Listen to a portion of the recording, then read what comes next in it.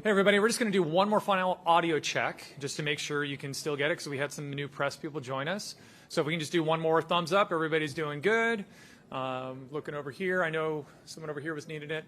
Still going. Still going here. Okay, going once, going twice. Just make sure you guys can all hear me. Just one more time, thumbs going up in the air. Thumbs up. I'm just looking for our friend over here in the corner. Yep, you're good there. Okay, we're going to be starting shortly. Just everybody settle in, and thank you for being here.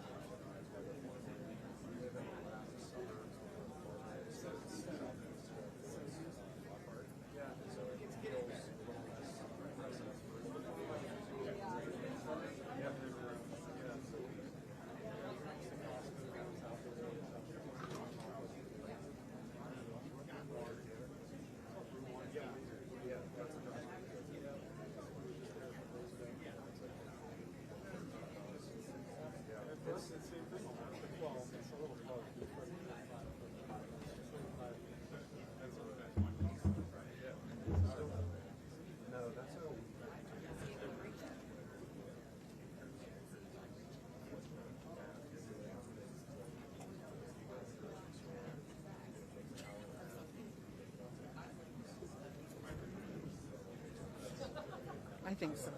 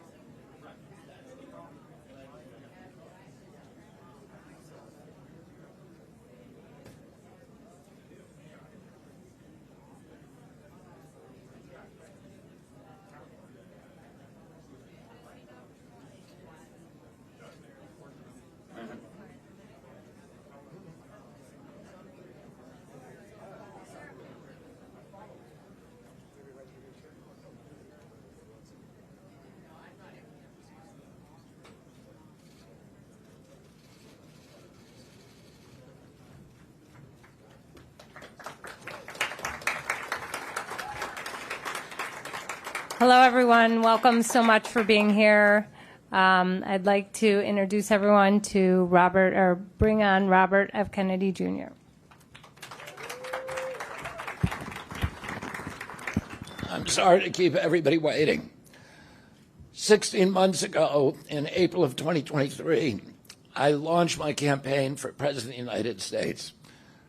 I began this journey as a Democrat, the party of my father, my uncle, the party which I pledged my own allegiance to long before I was old enough to vote. I attended my first Democratic convention at the age of 6 in 1960. And back then, the Democrats were the champions of the Constitution, of civil rights.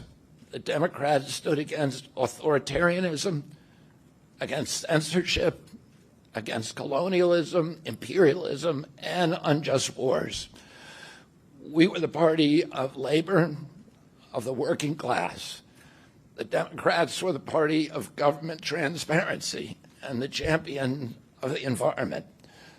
Our party was the bulwark against big money interests and corporate power. True to its name, it was the party of democracy. As you know, I left that party in October because it had departed so dramatically from the core values that I grew up with. It had become the party of war, censorship, corruption, big pharma, big tech, big ag, and big money. When it abandoned democracy by canceling the primary to conceal the cognitive decline of the sitting president, I left the party to run as an independent.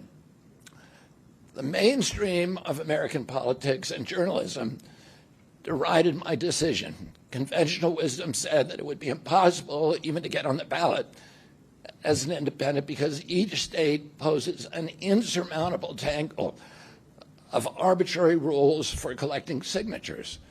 I would need over 1 million signatures, something no presidential candidate in history had ever achieved.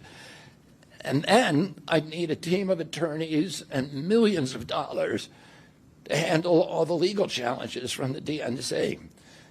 The naysayers told us that we were climbing a glass version of Mount Impossible. So the first thing I want to tell you is that we proved them wrong. We did it because beneath the radar of mainstream media organs, we inspired a massive independent political movement. More than 100,000 volunteers sprang into action, hopeful that they could reverse our nation's decline. Many worked 10-hour days, sometimes in blizzards and blazing heat. They sacrificed family time, personal commitments, and sleep month after month, energized by a shared vision of a nation healed of its divisions. They set up tables at churches and farmers' markets. They canvassed door to door. In Utah and in New Hampshire, volunteers collected signatures in snowstorms, convincing each supporter to stop in the frigid cold, to take off their gloves, and to sign legibly. During a heat wave in Nevada, I met a tall, athletic volunteer who cheerfully told me that he had lost 25 pounds collecting signatures in 117-degree heat. To finance this effort, young Americans donated their lunch money, and senior citizens gave up part of their Social Security checks. Our 50-state organization collected those millions of signatures and more. No presidential campaign in American political history has ever done that. And so I want to thank all of those dedicated volunteers and congratulate the campaign staff who coordinated this enormous logistical feat. Your accomplishments were regarded as impossible. You carried me up that glass mountain. You pulled off a miracle. You achieved what all the pundits said could never be done. You have my deepest gratitude, and I'm never going to forget that, not just for what you did for my campaign, but for the sacrifices you made because you love our country. You showed everyone that democracy is still possible here. It continues to survive in the press and in the idealistic human energies that still thrive beneath a canvas of neglect and of official and institutional corruption. Today, I'm here to tell you that I will not allow your efforts to go to waste. I'm here to tell you that I will leverage your tremendous accomplishments to serve the ideals that we share, the ideals of peace, of prosperity, of freedom, of health, all the ideals that motivated my campaign. I'm here today to describe the path forward that you've opened with your commitment and with your hard labors. Now, in an honest system, I believe that I would have won the election. In a system the kind that my father and my uncles thrived in, a system with open debates, with fair primaries, with regularly scheduled debates, with fair primaries, and with a truly independent media untainted by government propaganda and censorship. In a system of nonpartisan courts and election boards, everything would be different. After all, the polls consistently showed me beating each of the other candidates, both in favorability and also in head-to-head matchups. But I'm sorry to say that while democracy may still be alive at the grassroots, it has become little more than a slogan for our political institutions, for our media, and for our government, and most sadly at all for me, for the Democratic Party. In the name of saving democracy, the Democratic Party set itself to dismantling it, lacking confidence in its candidate, that its candidate could win in a fair election at the voting booth. The DNC waged continual legal warfare against both President Trump and myself. Each time that our volunteers turned in those towering boxes of signatures needed to get on the ballot, the DNC dragged us into court, state after state, attempting to erase their work and to subvert the will of the voters who had signed those petitions. It deployed DNC-aligned judges to throw me and other candidates off the ballot and to throw President Trump in jail.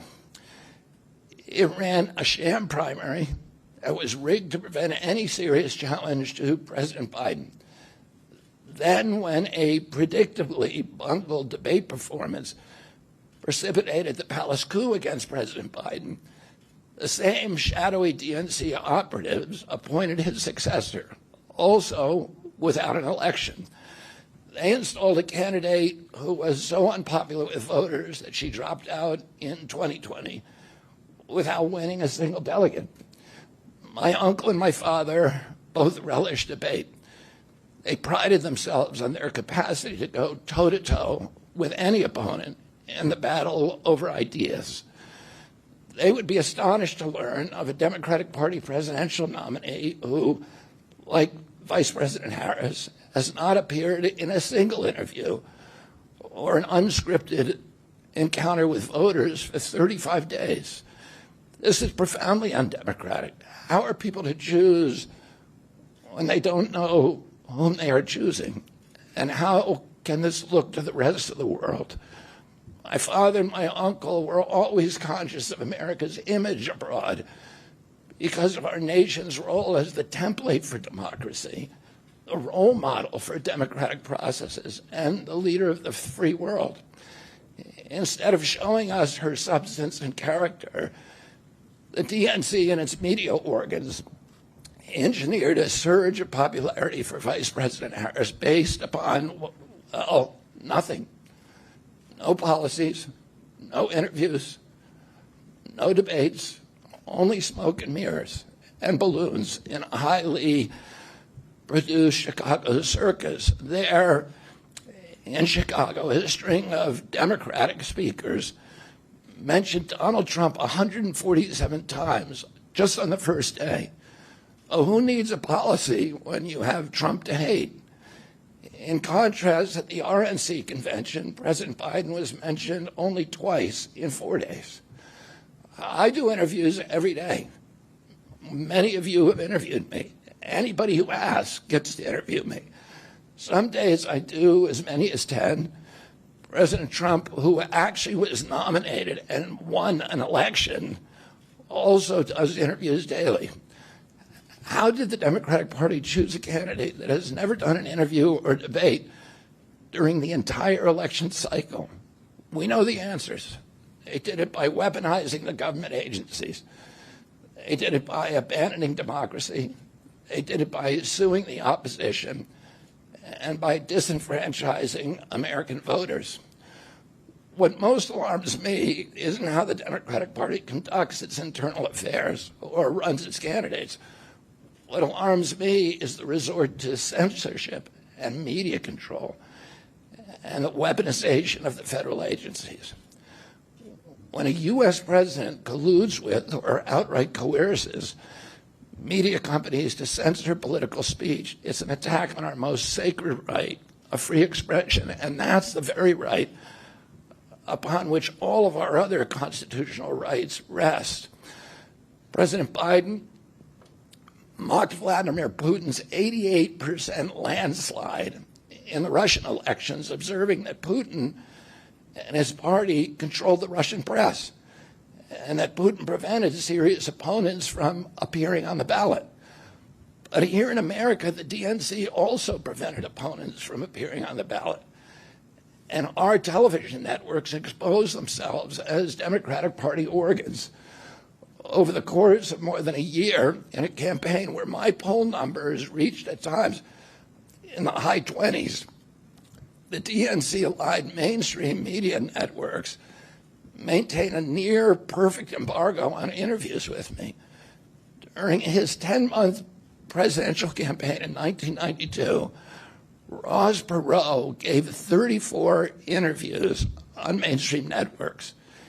In contrast, during the 16 months since I declared, ABC, NBC, CBS, MSNBC, and CNN combined gave only 2 live interviews from me. Those networks instead ran a continuous deluge of hit pieces with inaccurate, often vile, pejoratives and defamatory smears. Some of those same networks and colluded with the DNC to keep me off the debate stage. Representatives of those networks are in this room right now, and I'll just take a moment to ask you to consider the many ways that your institutions have abdicated this really sacred responsibility, the duty of a free press to safeguard democracy and to challenge always the party in power. Instead of maintaining that posture of fear, skepticism toward authority, your institutions have made themselves government mouthpieces and stenographers for the organs of power. You didn't alone cause the devolution of American democracy, but you could have prevented it. The Democratic Party's censorship of social media was even more of a naked exercise of executive power. This week, a federal judge, Terry Doughty, upheld my injunction against President Biden, calling the White House's censorship project, quote, the most egregious violation of the First Amendment in the history of the United States of America. Doughty's previous 155-page decision details how just 37 hours after he took the oath of office, swearing to uphold the Constitution, President Biden and his White House opened up a portal and then invited the CIA, the FBI, CISA, which is a censorship agency, it's the center of the censorship industrial complex, DHS, the IRS, and other agencies to censor me and other political dissidents on social media. Even today, users who try to post my campaign videos to Facebook or YouTube get messages that this content violates community standards. 2 days after Judge Doughty rendered his decision this week, Facebook was still attaching warning labels to an online petition calling on ABC to include me in the upcoming debate. They said that violates community standards, their community standards. The mainstream media was once the guardian of the First Amendment and democratic principles, and has joined this systemic attack on democracy. It also, the media justifies their censorship on the grounds of combating misinformation, but governments and oppressors don't censor lies. They don't fear lies. They fear the truth, and that's what they censor. And I don't want any of this to sound like a personal complaint, because it's not. For me, it's all part of a journey, and it's a journey that I signed up with.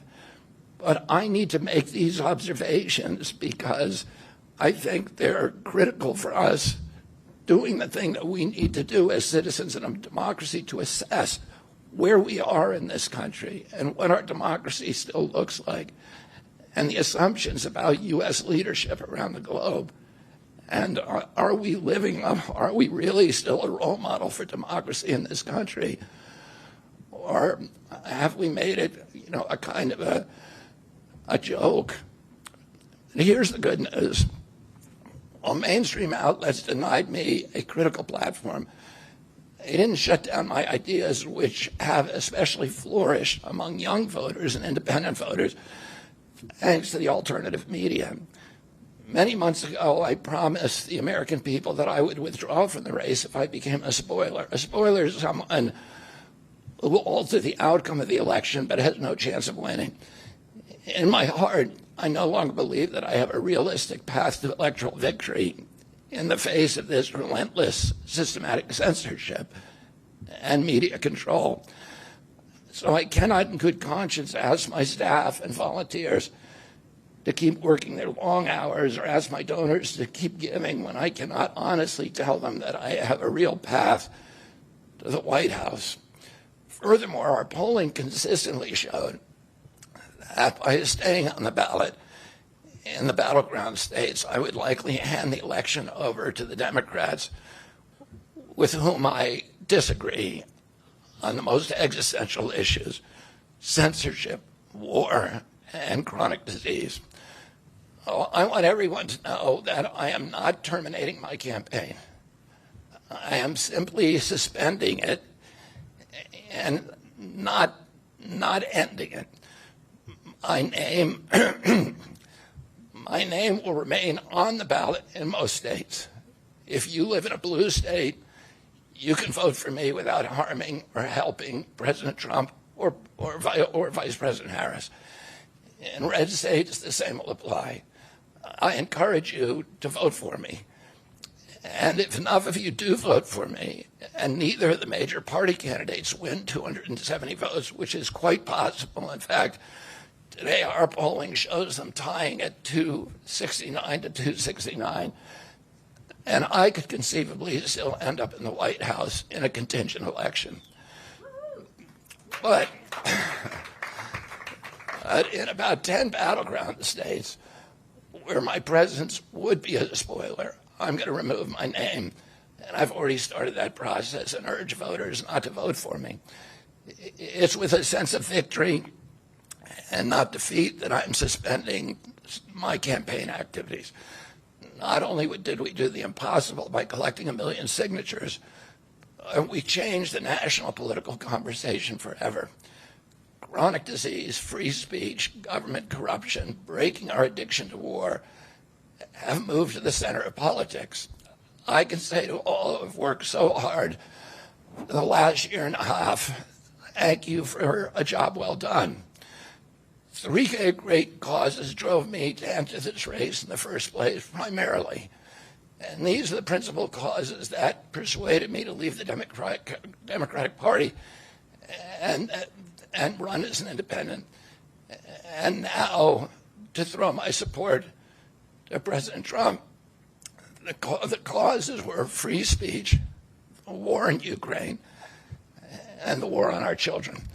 I've already described some of my personal experiences and struggles with the government's censorship industrial complex. I want to say a word about the Ukraine war. The military industrial complex has provided us with a familiar comic book justification like they do on every war, that this one is a noble effort to stop a supervillain, Vladimir Putin, from invading the Ukraine and then to thwart his Hitler-like march across Europe. In fact, tiny Ukraine is a proxy in a geopolitical struggle initiated by the ambitions of the U.S. neocons for American global hegemony. I'm not excusing Putin for invading Ukraine. He had other options. But the war is Russia's predictable response to the reckless neocon project of extending NATO to encircle Russia, a hostile act. The credulous media rarely explain to Americans that we unilaterally walked away from 2 intermediate nuclear weapons treaties with Russia and then put nuclear-ready Aegis missile systems in Romania and Poland. This is a hostile act.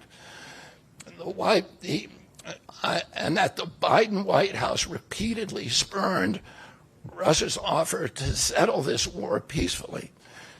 The Ukraine war began in 2014 when U.S. agencies overthrew the democratically elected government of Ukraine and installed a hand-picked pro-Western government that launched a deadly civil war against ethnic Russians in Ukraine. In 2019, America walked away from a peace treaty, the Minsk Agreement, that had been negotiated between Russia and Ukraine by European nations. And then in April of 2022, we wanted the war. In April of 2022, President Biden sent Boris Johnson to Ukraine to force President Zelensky to tear up a peace agreement that he and the Russians had already signed, and the Russians were withdrawing troops from Kiev and Donbass and Lugansk. And that peace agreement would have brought peace to the region and would have allowed Donbass and Lugansk to remain part of Ukraine. President Biden stated that month that his objective in the war was regime change in Russia. His Defense Secretary, Lloyd Austin, simultaneously explained that America's purpose in the war was to exhaust the Russian army, to degrade its capacity to fight anywhere else in the world. These objectives, of course, have nothing to do with what they were telling Americans about protecting Ukraine's sovereignty. Ukraine is a victim in this war, and it's a victim of the West. Since then, of Russia and both Russia and the West. Since then, we have, since tearing up that agreement, forcing Zelensky to tear up the agreement, we've squandered the flower of Ukrainian youth, as many as 600,000 Ukrainian kids and over 100,000 Russian kids, all of whom we should be mourning, have died, and the Ukraine's infrastructure is destroyed. The war has been a disaster for our country as well. We squandered nearly $200 billion already, and these are badly needed dollars in our communities, suffering communities all over our country. The Nord Stream pipeline sabotage and the sanctions have destroyed Europe's industrial base, which formed the bulwark of U.S. national security. A strong Germany with a strong industry is a much stronger deterrent to Russia, and a Germany that is deindustrialized and turned into just an extension of U.S. military base. We've pushed Russia into a disastrous alliance with China and Iran. We're closer to the brink of nuclear exchange than at any time since 1962. And the neocons in the White House don't seem to care at all. Our moral authority and our economy are in shambles, and the war gave rise to the emergence of BRICS, which now threatens to replace the dollar as the global reserve currency. This is a first-class calamity for our country. Judging by her bellicose, belligerent speech last night in Chicago, we can assume that President Harris will be an enthusiastic advocate for this and other neocon military adventures. And President Trump says that he will reopen negotiations with President Putin and end the war overnight as soon as he becomes president. This alone would justify my support for his campaign. Last summer, it looked like no candidate was willing to negotiate a quick end to the Ukraine war, to tackle chronic disease epidemic, to protect free speech, our constitutional freedoms, to clean corporate influence out of our government, or to defy the neocons and their agenda of endless military adventurism. But now one of the two candidates has adopted these issues as his own, to the point where he has asked to enlist me in his administration. I'm speaking, of course, of Donald Trump. Less than 2 hours after President Trump narrowly escaped assassination, Callie Means called me on my cell phone. I was then in Las Vegas. Callie is arguably the leading advocate for food safety, for soil regeneration, and for ending the chronic disease epidemic that is destroying America's health and ruining our economy. Callie has exposed the insidious corruption at the FDA, the NIH, the HHS, and the USDA that has caused the epidemic. Callie had been working on and off for my campaign, advising me on those subjects since the beginning. And those subjects have been my primary focus for the last 20 years. I was delighted when Callie told me that day that he had also been advising President Trump. He told me President Trump was anxious to talk to me about chronic disease and other subjects and to explore avenues of cooperation. He asked if I would take a call from the president. President Trump telephoned me a few minutes later, and I met with him the following day. A few weeks later, I met again with President Trump and his family members and closest advisors in Florida. In a series of long, intense discussions, I was surprised to discover that we are aligned on many key issues. In those meetings, he suggested that we join forces as a unity party. We talked about Abraham Lincoln's team of rivals. That arrangement would allow us to disagree publicly and privately, and fiercely, if need be, on issues over which we differ, while working together on the existential issues upon which we are in concordance. I was a ferocious critic of many of the policies during his first administration, and there are still issues and approaches upon which we continue to have very serious differences. But we are aligned with each other on other key issues, like ending the forever wars, ending the childhood disease epidemics, securing the border, protecting freedom of speech, unraveling the corporate capture of our regulatory agencies, getting the U.S. intelligence agencies out of the business of propagandizing and censoring and surveilling Americans and interfering with our elections. Following my first discussion with President Trump, I tried unsuccessfully to open similar discussions with Vice President Harris. Vice President Harris declined to meet or even to speak with me. Suspending my candidacy is a heart-rending decision for me, but I'm convinced that it's the best hope for ending the Ukraine war and ending the chronic disease epidemic that is eroding our nation's vitality from the inside, and for finally protecting free speech. I feel a moral obligation to use this opportunity to save millions of American children, above all things.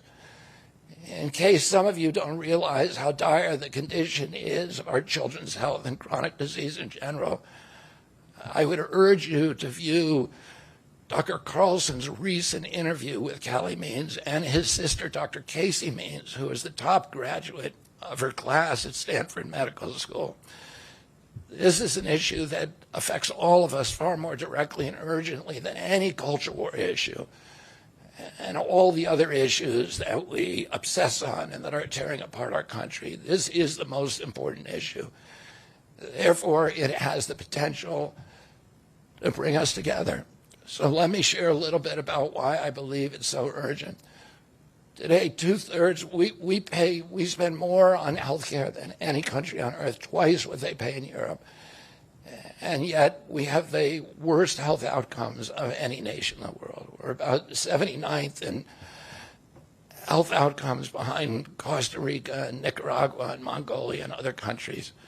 Nobody has a chronic disease burden like we have. And during the COVID epidemic, we had the highest body count of any country in the world. We had 16% of the COVID deaths, and we only have 4.2% of the world's population. And CDC says that's because we are the sickest people on earth. We have the highest chronic disease rate on earth. And the average American who died from COVID had 3.8 chronic diseases. So these were people who had immune system collapse, who had mitochondrial dysfunction. And no other country has anything like this. 2/3 of American adults and children suffer from chronic health issues. 50 years ago, that number was less than 1%. So we've gone from 1% to 66%. In America, 74% of Americans are now overweight or obese, and 50% of our children. 120 years ago, when somebody was obese, they were sent to the circus. There were case reports done about them. Obesity was almost unknown. In Japan, the childhood obesity rate is 3% compared to 50% here. Half of Americans have prediabetes or type 2 diabetes. When my uncle was president and I was a boy, juvenile diabetes was effectively non-existent. A typical pediatrician would see one case of diabetes during his entire career, a 40 or 50-year career. Today, 1 out of every 3 kids who walks through his office door is diabetic or pre-diabetic. And the mitochondrial disorder that caused diabetes also causing Alzheimer's, which is now classified as diabetes. And it's costing this country more than our military budget every year. There's been an explosion of neurological illnesses that I never saw as a kid: ADD, ADHD, speech delay, language delay, Tourette's syndrome, narcolepsy, ASD, Asperger's, autism. In the year 2000, the autism rate was 1 in 1,500. Now autism rates in kids are 1 in 36, according to CDC nationally. Nobody's talking about this. 1 in every 22 kids in California has autism. And this is a crisis that 77% of our kids are too disabled to serve in the United States military. What is happening to our country? And why isn't this in the headlines every single day? There's nobody else in the world that is experiencing this. This is only happening in America. About 18%, and by the way, there has been no change in diagnosis, which the industry sometimes like to say. There has been no change in screening. This is a change in incidence. In my generation, 70-year-old men, the autism rates are about 1 in 10,000. In my kids' generation, 1 in 34. I'll repeat, in California, 1 in 22. Why are we letting this happen? Why are we allowing this to happen to our children? These are the most precious assets that we have in this country. How can we let this happen to them? About 18% of American teens now have fatty liver disease. That's like 1 out of every 5. That disease, when I was a kid, only affected late-stage alcoholics who were elderly. Cancer rates are skyrocketing in the young and the old. Young adult cancers are up 79%. 1 in 4 American women is on antidepressant medication. 40% of teens have a mental health diagnosis. And 15% of high schoolers are on Adderall, and 500,000 children on SSRIs. So what's causing this suffering? I'll name 2 culprits. First, and the worst, is ultra-processed food. About 70% of American children's diet is ultra-processed. That means industrial manufactured in a factory. These foods consist primarily of processed sugar, ultra-processed grains, and seed oils. Laboratory scientists who many of whom formerly worked for the cigarette industry, which purchased all the big food companies in the 1970s and 80s, deployed thousands of scientists to figure out new chemicals to make the food more addictive. And these ingredients didn't exist 100 years ago. Humans aren't biologically adapted to eat them. Hundreds of these chemicals are now banned in Europe, but ubiquitous in American processed foods. The second culprit is toxic chemicals in our food, our medicine, in our environment. Pesticides, food additives, pharmaceutical drugs, and toxic waste permeate every cell of our bodies. The assault on our children's cells and hormones is unrelenting. To name just one problem, many of these chemicals increase estrogen because young children are ingesting so many of these hormone disruptors. America's puberty rate is now occurring at age 10 to 13, which is 6 years earlier than girls were reaching puberty in 1900. Our country has the earliest puberty rates of any continent on the earth. And no, this isn't because of better nutrition. This is not normal. Breast cancer is also estrogen driven, and it now strikes 1 in 8 women. We are mass poisoning all of our children and our adults. Considering the grievous human cost of this tragic epidemic of chronic disease, it seems almost crass to mention the damage it does to our economy. But I'll say, it is crippling the nation's finances. When my uncle was president, our country spent $0 on chronic disease. Today, government health care spending is almost all for chronic disease. And it's double the military budget. And it is the fastest growing budget item in the federal budget. And chronic disease costs more to the economy as a whole, costs at least $4 trillion, 5 times our military budget. And that's a 20% drag on everything we do and everything we aspire to. Poor and minority communities suffer disproportionately. People who worry about DEI or about bigotry of any kind, this dwarfs anything. We are poisoning the poor. We are systematically poisoning minorities across this country. Industry lobbyists have made sure that most of the food stamp lunch program, about 70% of food stamps and about 70 or 77% of school lunches are processed foods. There's no vegetables. There's nothing that you would want to eat. We are just poisoning the poor citizens, and that's why they have the highest chronic disease burden of anybody, any demographic in our country, and the highest in the world. The same food industry lobbied to make sure that nearly all agricultural subsidies go to commodity crops that are the feedstock of processed food industry. These policies are destroying small farms, and they're destroying our soils.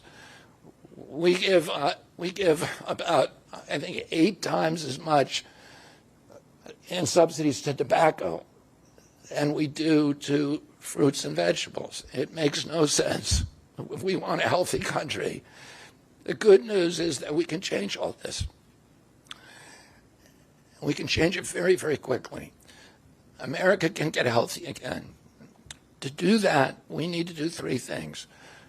First, we need to root out the corruption in our health agencies. Second, we need to change incentives in our healthcare system. And third, we need to inspire Americans to get healthy again.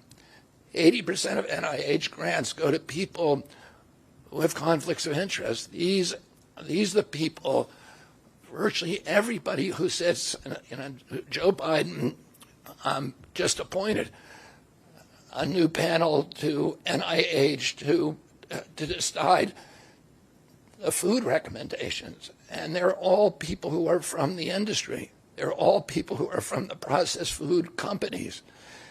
They're deciding what Americans, here is healthy.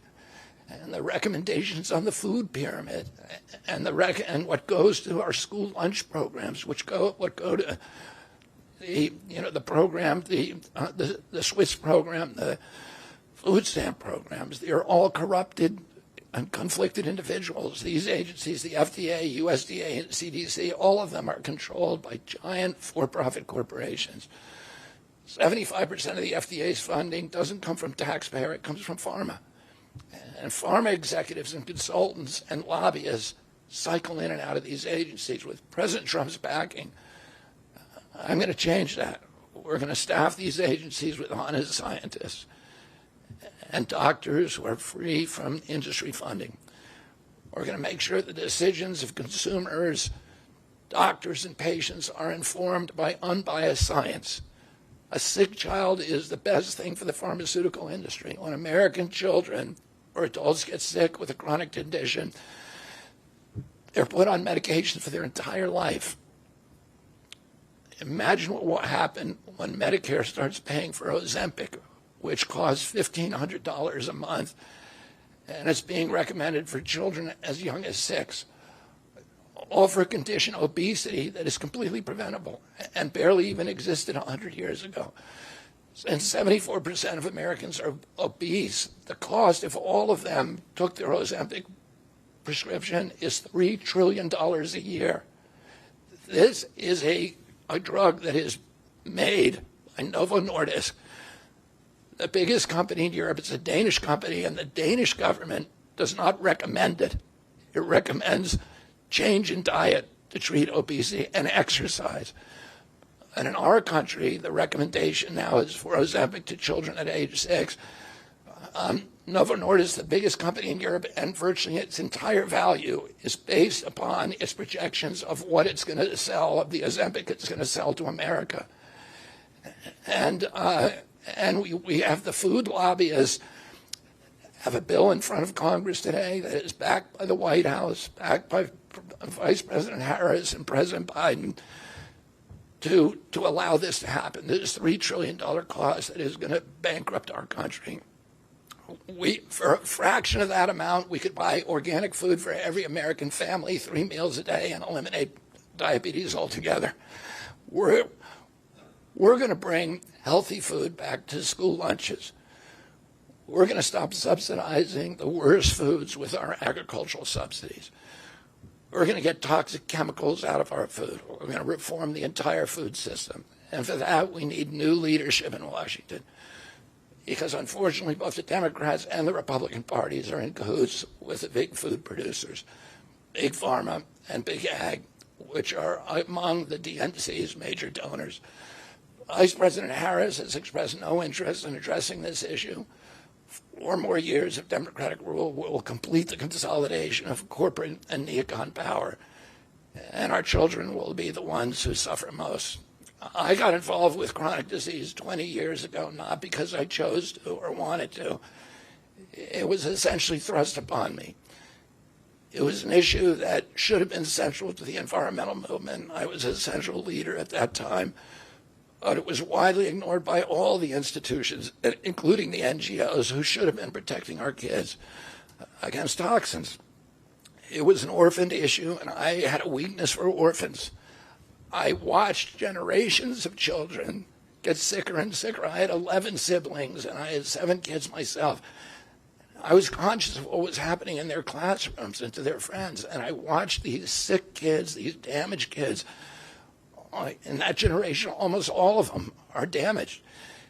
And nobody in power seemed to care or to even notice. For 19 years, I prayed every morning that God would put me in a position to end this calamity. The chronic disease crisis was one of the primary reasons for my running for president, along with ending censorship in the Ukraine war.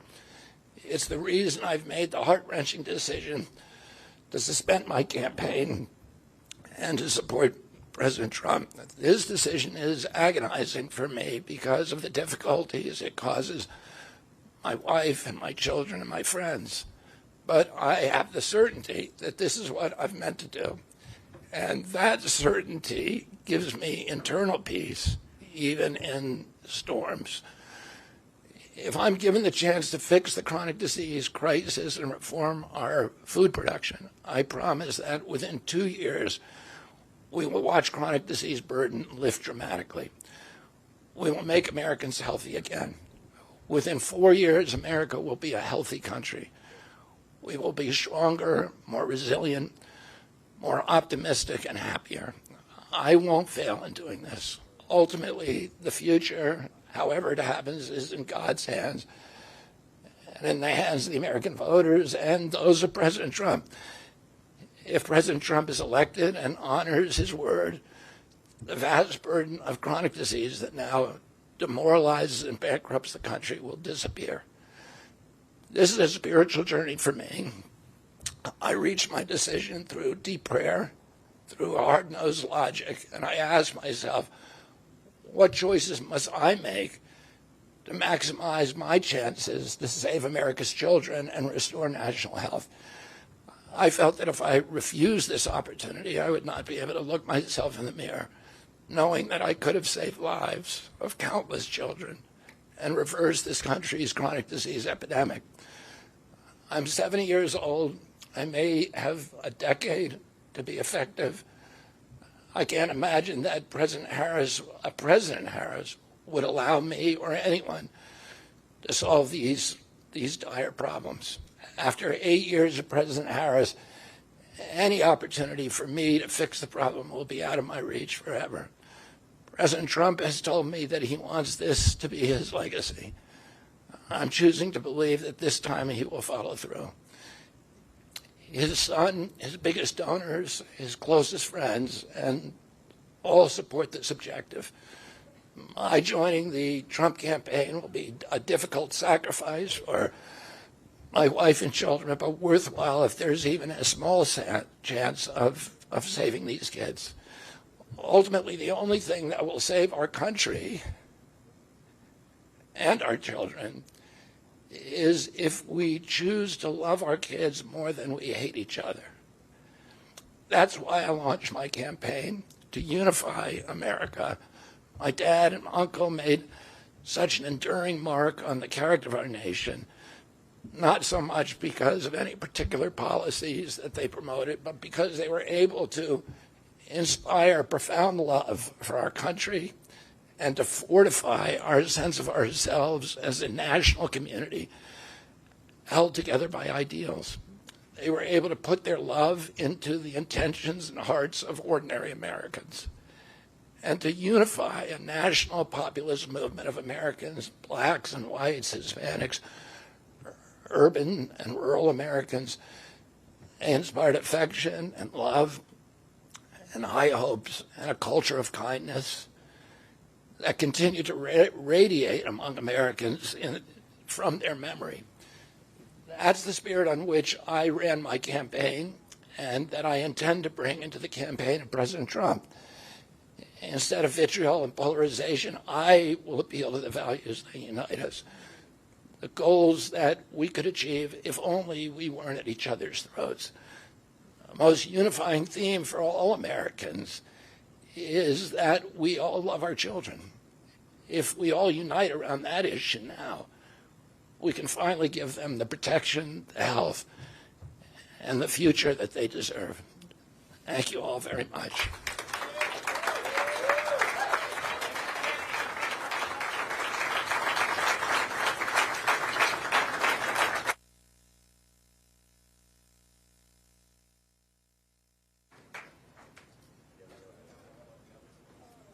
Thank you, everybody, for attending. This concludes our program for the day.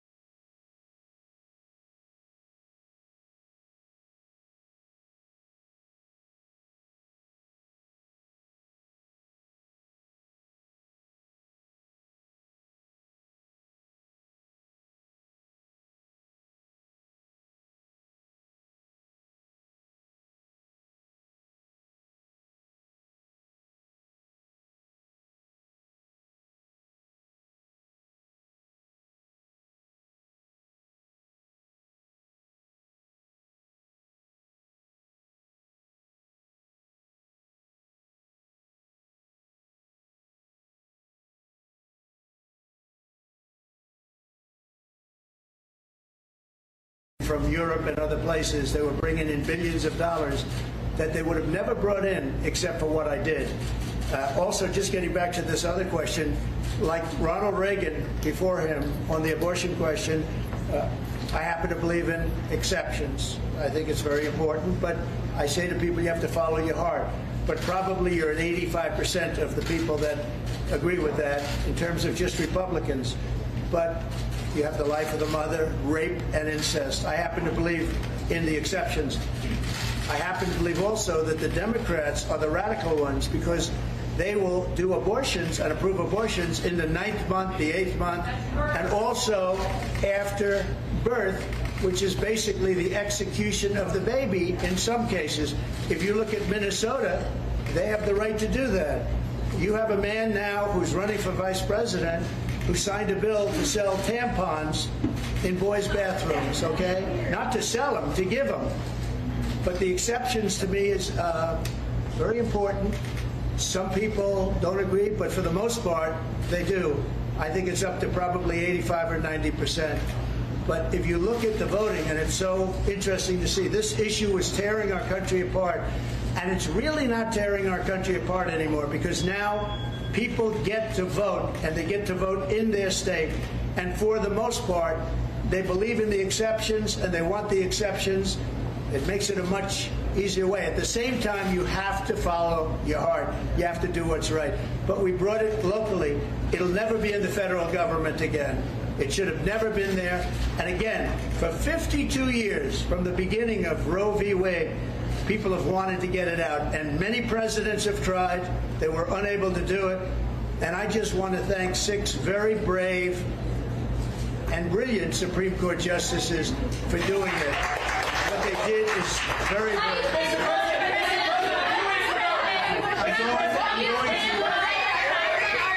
I'm going to Arizona now, and I'll see you.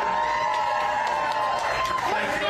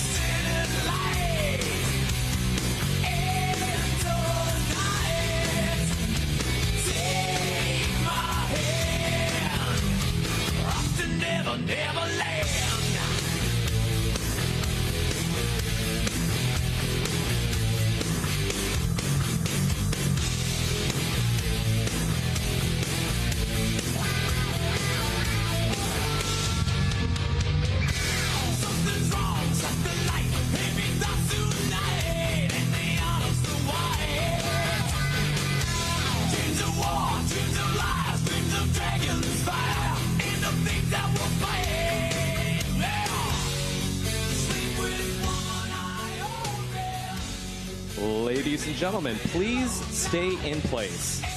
Please do not leave until the president is on the road.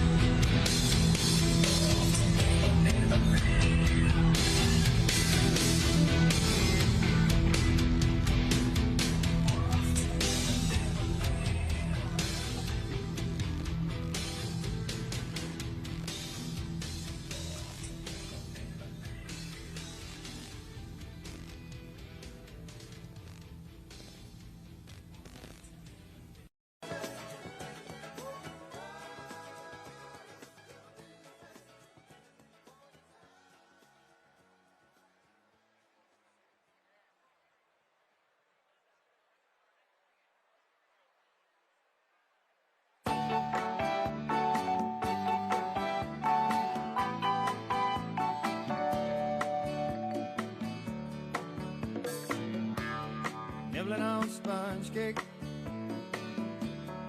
watching the sun bake. All of those tourists covered with oil,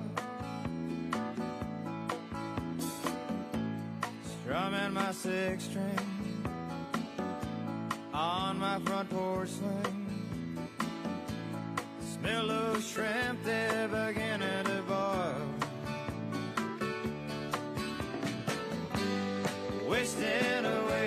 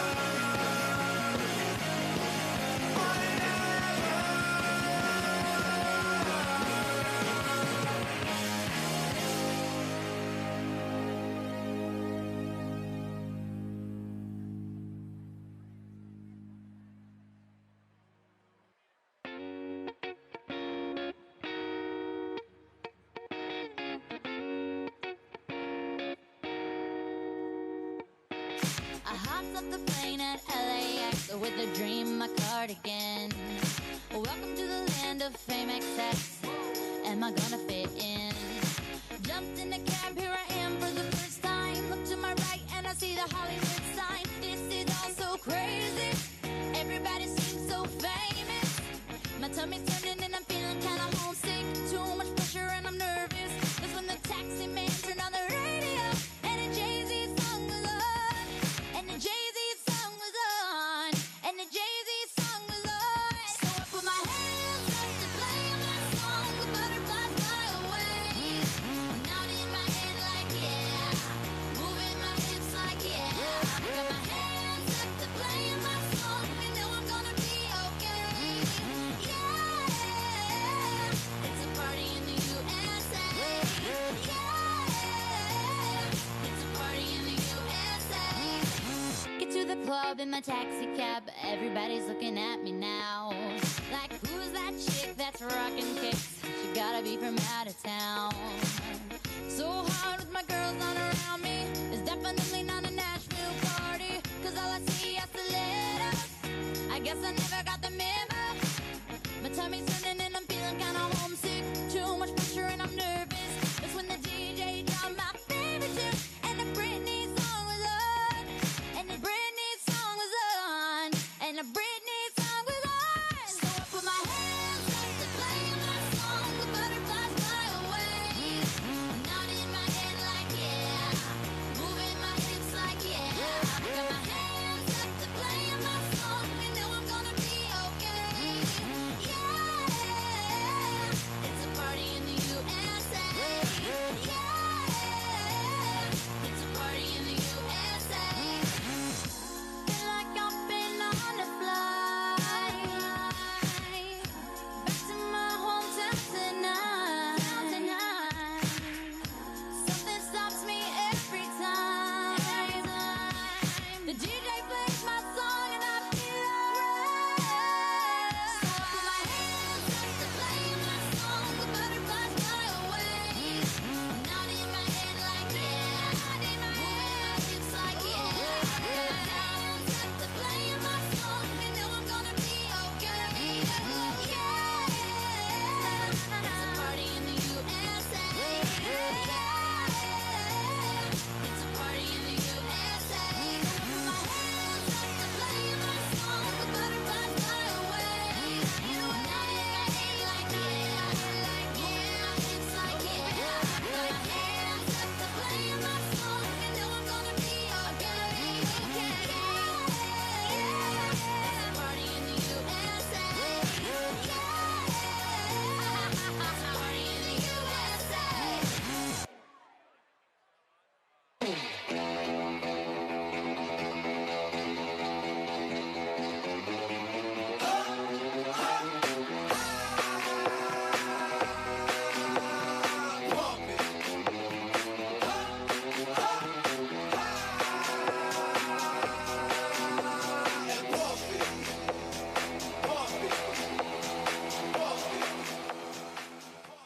Please welcome to the stage, Jake Hoffman.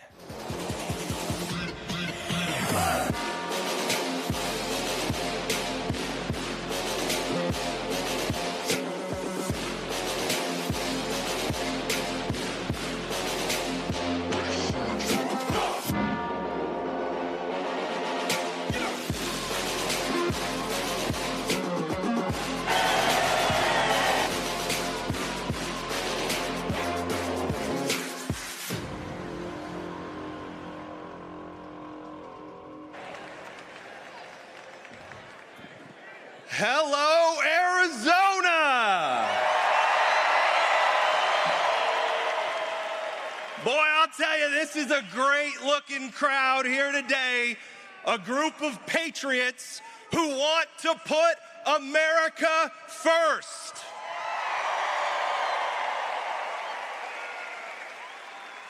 You know, I am proud to be the first one to get to welcome you all on behalf of the Arizona Freedom Caucus and Turning Point Action to this incredible Arizona for Trump event. Doesn't Charlie Kirk do it better than anybody else?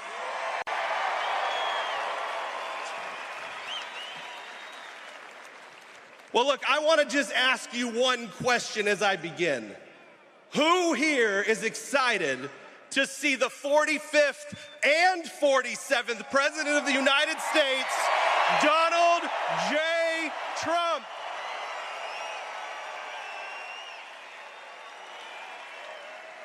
You know, I guess I got one more question while I'm at it. Who here is excited to force Kamala Harris, the cackling Kamala Harris, into retirement?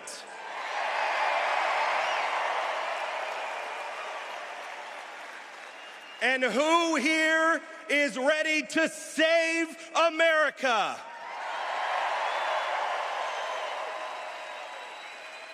Well, look, the DNC, the Democrats just had their convention. And I found a few things ironic. You know, they hate President Trump's border wall, yet they erected 3 walls around their own convention. Talk about hypocrisy. You know, Democrats, especially Kamala Harris and Tim Walz, they talk about defunding the police all across America. Yeah, that's right. All across America, they've tried to defund the police to make our communities less safe, to allow fentanyl to just flow in freely. Yet the Democrats spent $75 million on police to protect themselves. Well, and look, as America First conservatives, we care about election integrity, don't we? I'm proud. You know, I've got a good friend. His name's Representative Justin Heap. He's going to be on this stage a little bit later. And we are going to secure our elections here in Arizona. But let me tell you, the Democrats, they hate photo ID to vote. They say it's racist. They say it's classist. They say all the things bad about photo ID when it comes to voting. Yet guess what they required to enter the Democratic National Convention? They required photo ID. So I guess they didn't have any minorities in the room, right? If you listen to the left. Well, friends, I got to give a big thank you to Turning Point Action, to Charlie Kirk, and to Tyler Boyer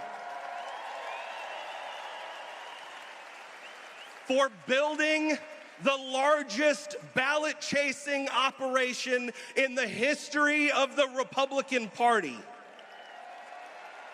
They know that if we don't chase every single ballot, if we don't get low-propensity voters out to vote, we may not prevail in this election. And so that's why they've hired thousands of staff. They have tens of thousands of volunteers to make sure that every last vote is counted. And who's it gonna be counted for? Let me hear it. I'm sorry, I couldn't hear you. Who's it gonna be? That's exactly right. Now, friends, in my final seconds up here on this stage, I want to remind you of just a couple of quotes from our founding fathers. Patrick Henry said, "Give me liberty or give me death." Nathan Hale, he was an American patriot and a spy, and he got caught by the British, and as they were executing him, he said, "My only regret is that I have but one life to give for my country." These men and women of our founding generation, they fought for our liberty with their lives. And for all of you, I ask you, you don't have to give up your life. You just have to give up a little bit of time. You just have to get involved and commit to chasing 100 ballots. I want everybody in here to go to tpaction.com/commit100 and commit to chasing ballots so that we can deliver the White House for President Donald J. Trump. God bless you all.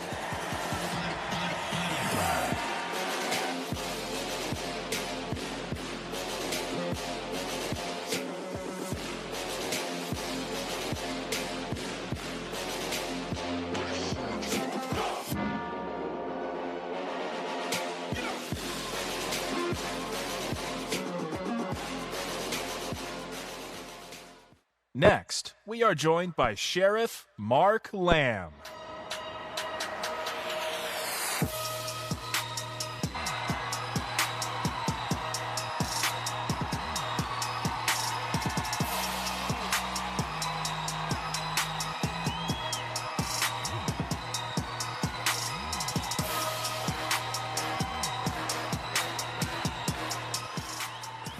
Thank you guys.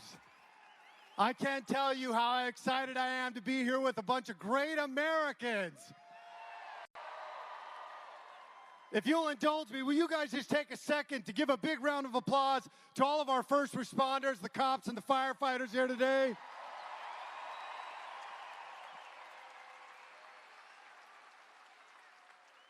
And also, any of our veterans in here, please give a round of applause for those men and women who fought for this country. Look, over the last year and a half, I've had the opportunity to come out to most of your communities and speak, and it was a true honor to be able to come out and earn your vote for the Senate. Unfortunately, it didn't go my way. My dad has a saying, sometimes you eat the bear and sometimes the bear eats you. But I will tell you, it does not affect the patriotism and love that I have for this state and for you, the people of Arizona.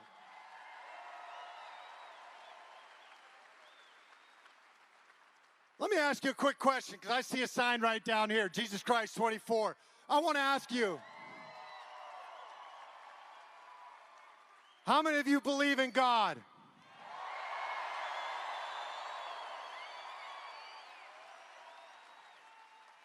If you think that God has turned his back on this country, June 13th, I think was the day, should tell you otherwise, because it was nothing short than a miracle from God that we still have President Trump coming to speak here again today.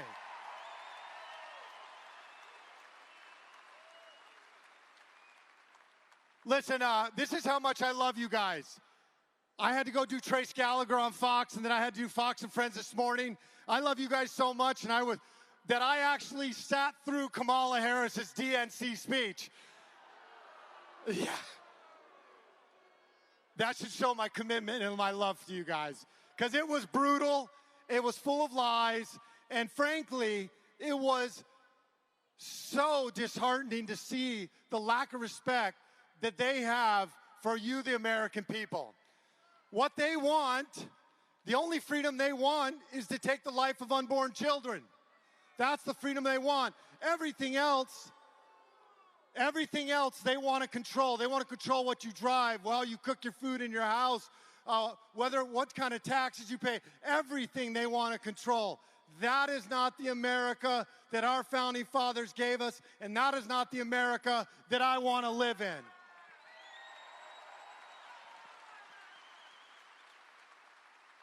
Thomas Jefferson said that I prefer dangerous liberty to peaceful slavery.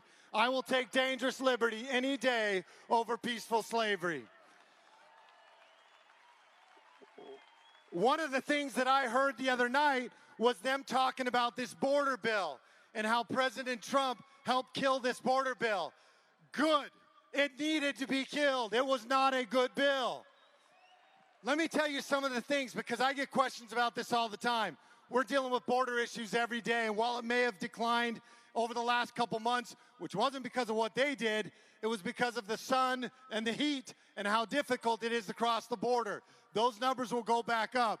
But what they wanted to do with this bill is, first of all, they wanted to give another $2.3 billion to NGOs that are actually assisting in these people coming across this border, aiding and abetting in human trafficking. Not to mention, they wanted to give $9 billion to the State Department for more global migration and to help other people in other parts of the world. They wanted you to allow 4,000 to 5,000 people for 7 days in a row before they would actually put a stop to it. Many of you have heard of Sheriff Grady Judd, and he brought up a great point. He said, if you can stop it at 2,500 or 5,000, then you can stop it at 0. That is the expectable and expected number. We, the people, should not tolerate anything less. We should fight for a secure border, and we need to fix immigration, but we need to fight for a secure border for the posterity of this country, for the survivability of this republic. Now, many of you may think it's just us in this.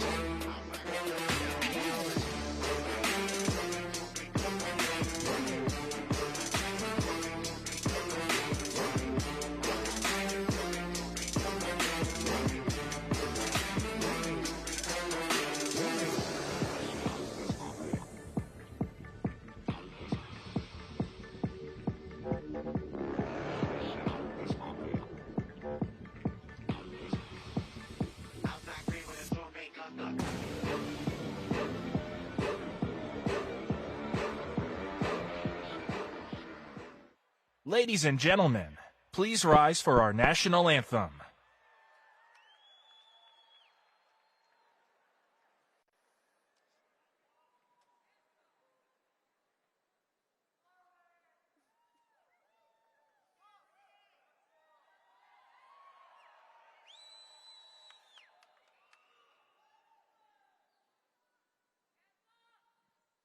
Oh, say, can you see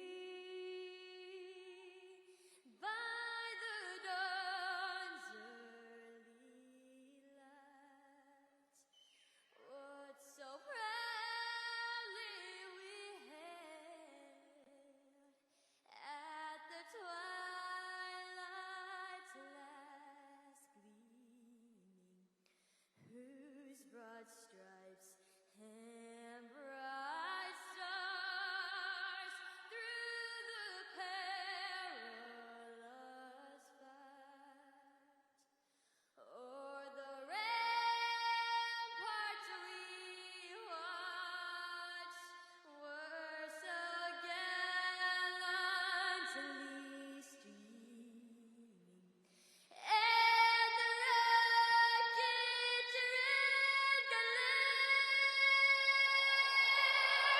the bombs bursting in air, gave proof through the night that our flag was still there.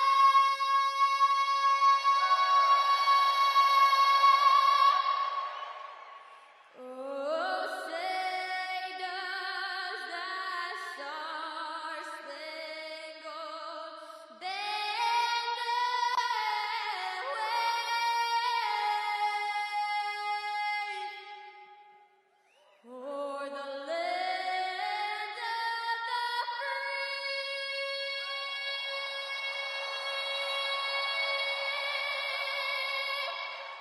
and the home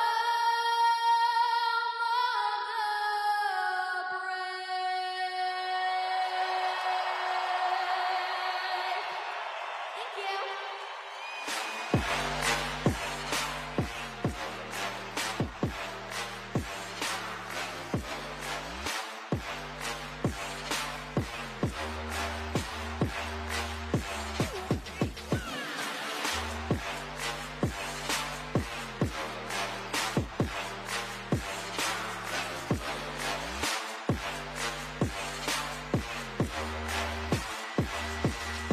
Ladies and gentlemen, please welcome to the stage Shelly Boggs.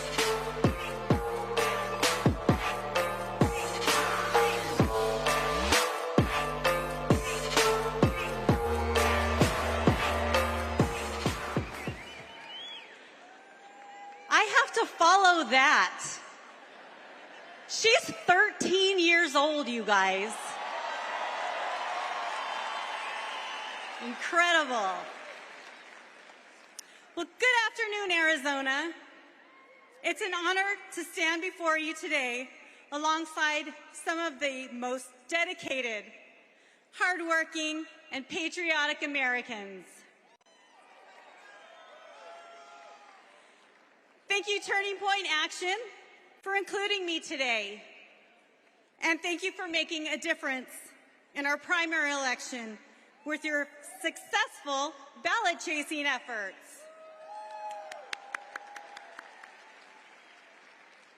It's truly an honor to warm up the stage for the next president of the greatest country in the world, Donald J. Trump.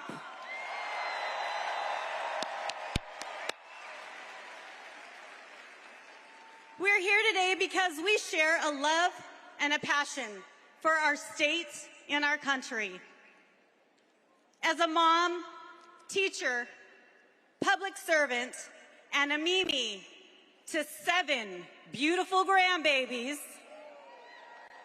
I have been disheartened by how parents have been disrespected and ignored, how teachers, our real teachers, are not being supported in the classroom.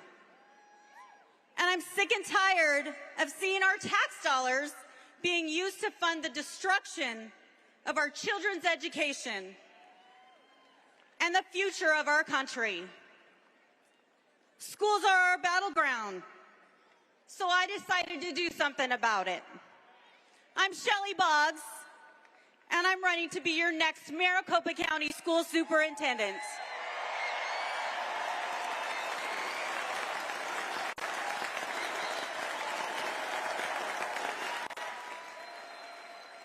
Education is the foundation of our future.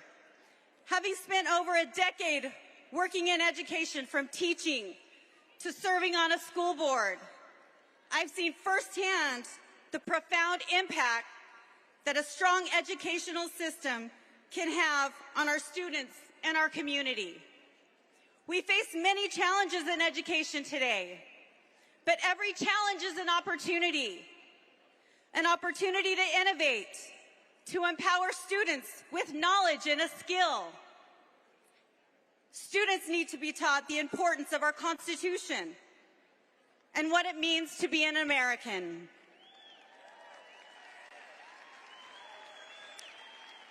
Now more than ever, we must protect and strengthen our schools.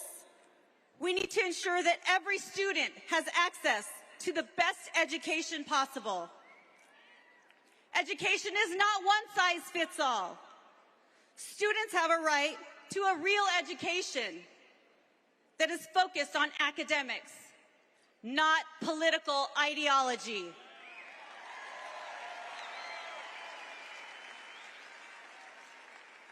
School choice provides the education freedoms parents need and students deserve to find the best option that helps them be successful.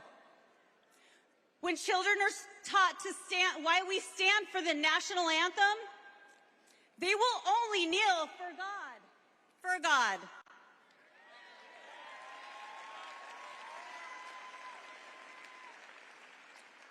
I'm committed to making our school a place of excellence, a place where children can learn in a safe, supportive environment, where parents are partners in education and respected, and where teachers are empowered to do what they do best, to teach, our real teachers. As I stand before you, I'm filled with hope and optimism for the future of our schools and our country. With your help, electing me and every school board member who aligns with wanting what is best for all kids, ensuring our girls are safe in bathrooms and locker rooms. Thank you, Riley Gaines.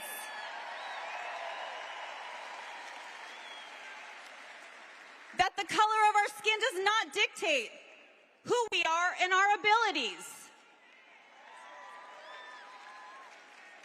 That parents have the right to know what's being taught to their children.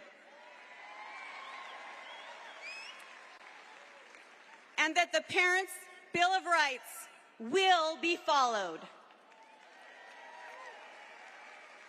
We can create a new and improved America-loving culture and prepare our children to be the strong leaders for tomorrow.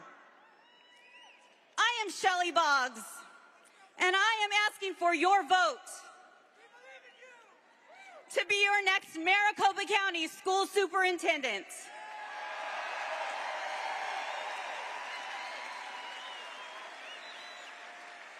Please make sure to vote in November, all the way down the ballot. Don't forget our school boards. Don't forget them. God bless Maricopa County. God bless Arizona. God bless President Trump. And God bless the great United States of America.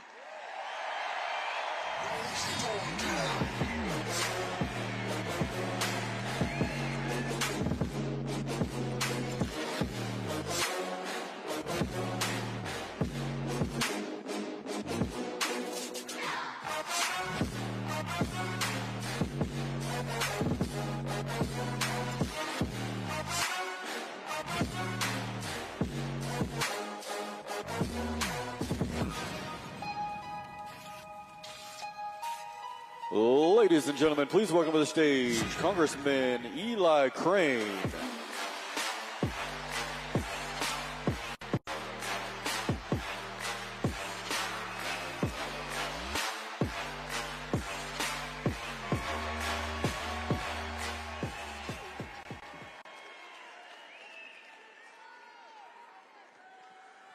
Thank you guys. You guys ready to beat some socialists here in a couple months? Make no mistake about it, that's what we're up against. And it's up to us. It is up to us. We've been blessed to be born, raised, and live in this country. I know you guys feel it just like I do. It's actually why I ran for office. I got tired of watching politicians at events like this or come talk in the district about going up to Washington, D.C. and fighting for us. And then the moment they got there, they became a part of the very establishment that sells us out every single day. You know what? I didn't make my voters a lot of promises, but I did tell them, I will go up there and I will fight like hell for you guys. That's right.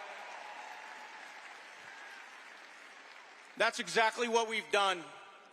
I'm honored to be one of the only people, there were 8 of us, that fired the former Speaker of the House, Kevin McCarthy, this last year. Yeah, thank you.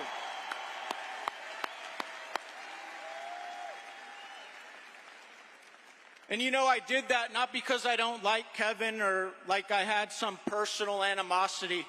I did that because I knew after watching enough that he would not represent you, he would not represent us. And I said, that's it. You're fired. You're fired. Well, as you can imagine, the swamp didn't like that very much. And so they put a hit job on all 8 of us, and I'm proud to report that my district just appointed me in the primary. I won that election 81-19.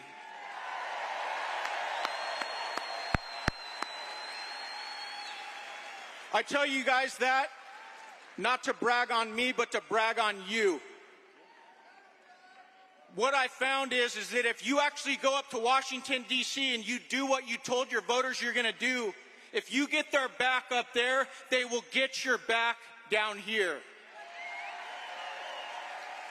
You guys sent a message all throughout the country to candidates behind me coming up. I hope we're getting reinforcements up there because, God, we sure need them. That they can go up there and they can fight against the swamp. And the voters of this country, if you do that, they will get your back. So thank you. Thank you.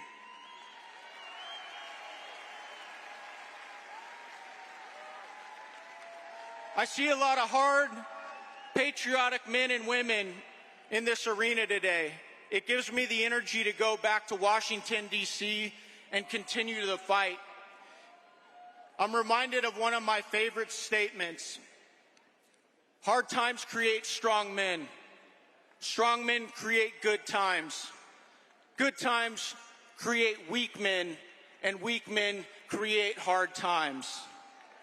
It's like a tale of 2 administrations. We have weak and incompetent leaders right now that are creating hard times for everyone. And I know you guys feel it just like I do. But let's talk about strong men for a second. How about President Donald J. Trump?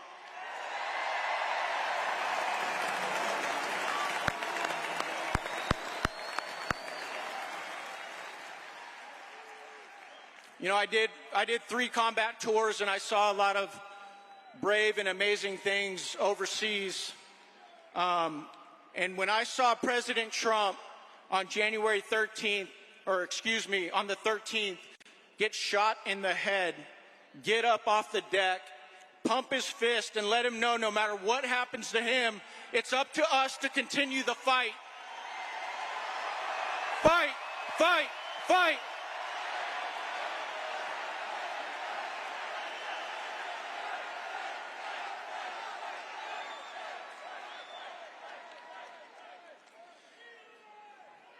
Thank you, brother, Sonny. But I want to tell you guys something, and this is the most important thing I'm going to say in the few minutes I have left. We're never going to fix this country if we only look at it through the political lens. I want to read you guys a scripture. 2 Chronicles 7:14 says this: "If my people who are called by my name will humble themselves and pray and seek my face and turn from their wicked ways, then I will hear from heaven and I will forgive their sin and I will heal their land."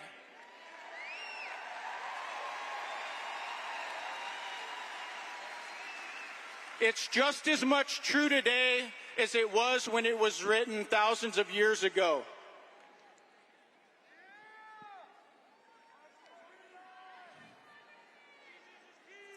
The reason I say that, guys, and I realize that not everybody in this building shares the same faith, but our founders understood what I'm talking about. We have pushed God out of everything, and that is why we're in trouble. We need to turn back to God in this country.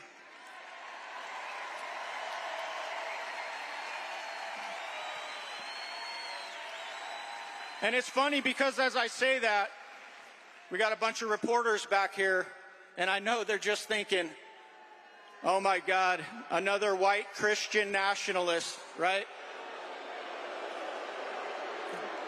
That's right. I think I just saw one of them back there run for a safe room. It's okay, it's okay. We're just talking about God. You're all right, you're all right. Guys, this is up to us. This is our election to lose. This is our country to lose. How many of you guys are going to help Turning Point Action chase ballots?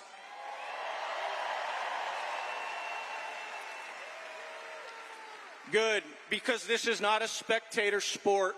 And if we want these times to be good again, it's going to take action from all of us. We can't count on Donald Trump to carry the entire load on his back. So thank you guys for turning out. Thank you guys for waiting in that hotline. God bless Arizona. God bless you guys. And God bless the United States of America.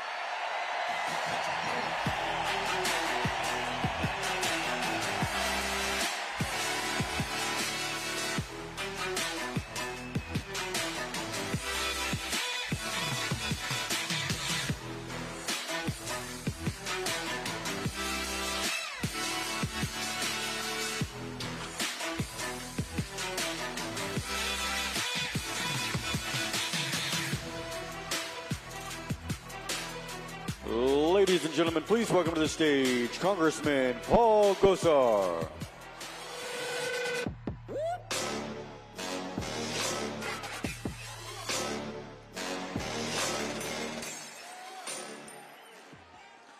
Hello, Arizona.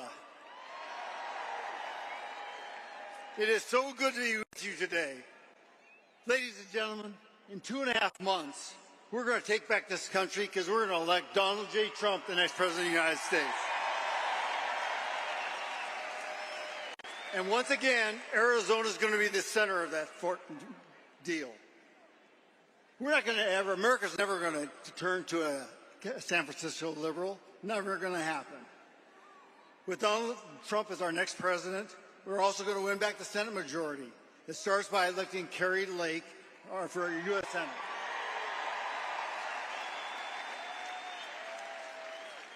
Speaking of Kari Lake, everybody join me. It's her birthday today, so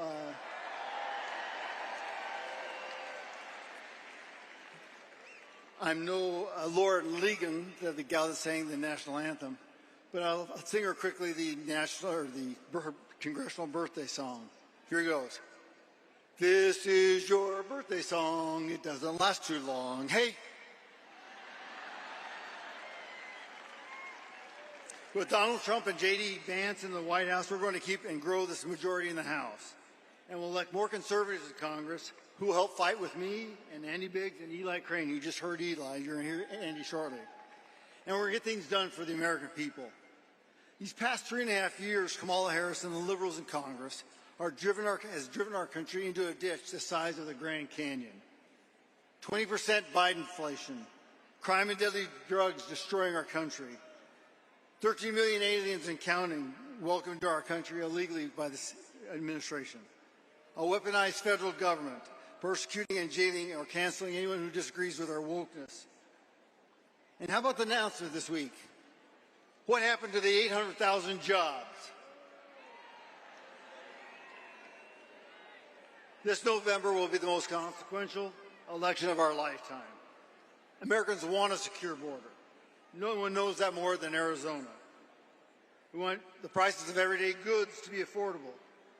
We want the deadly fentanyl off our streets. We want our communities safe. We want peace throughout the world. We want affordable mortgages. And we want jobs in America for Americans.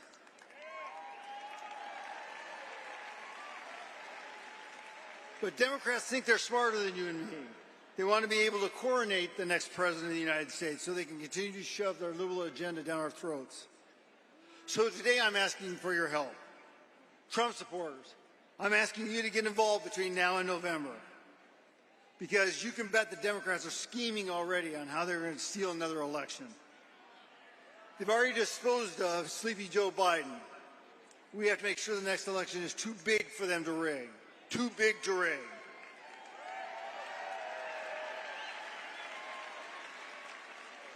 I need you to put a sign out in your front yard. Chase ballots. Work the ground game. Volunteer for President Trump's campaign. Make calls. Ring doorbells. And most importantly, I need you to vote. And please ask your neighbors to vote, I guess, unless they're Democrats. Nor our framers wanted to have a well-educated electorate. I hope you don't look back at this election and say, I wish I woulda, coulda. We never want to see that.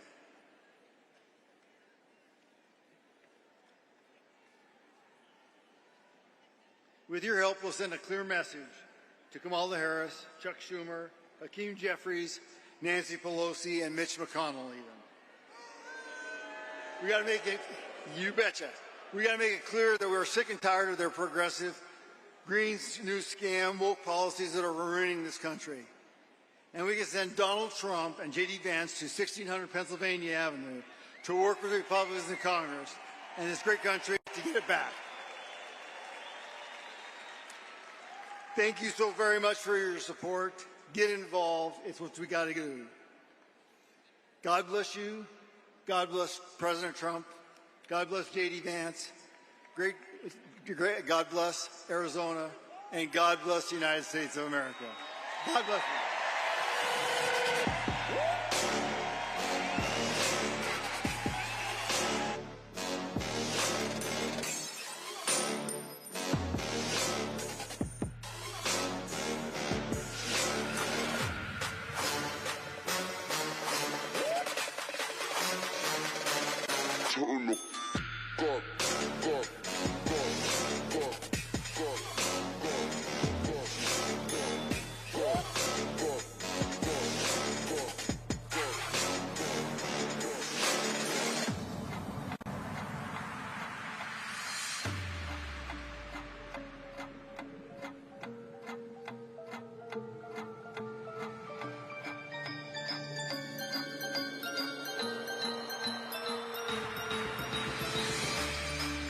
Ladies and gentlemen, please welcome to the stage Sheriff candidate Jerry Sheridan.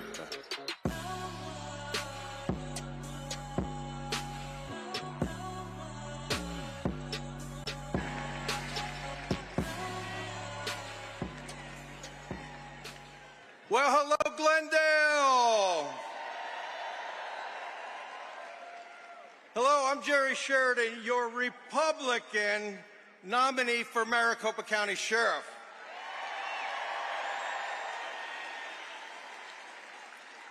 As a 40-year veteran of the Maricopa County Sheriff's Office, I am excited to represent all freedom-loving citizens of Maricopa County.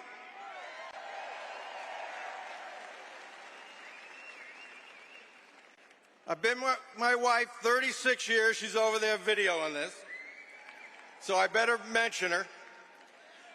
We live in a rural area with my dad. He's 93 years old. He lives with us. He's a retired lieutenant from New York City Police Department.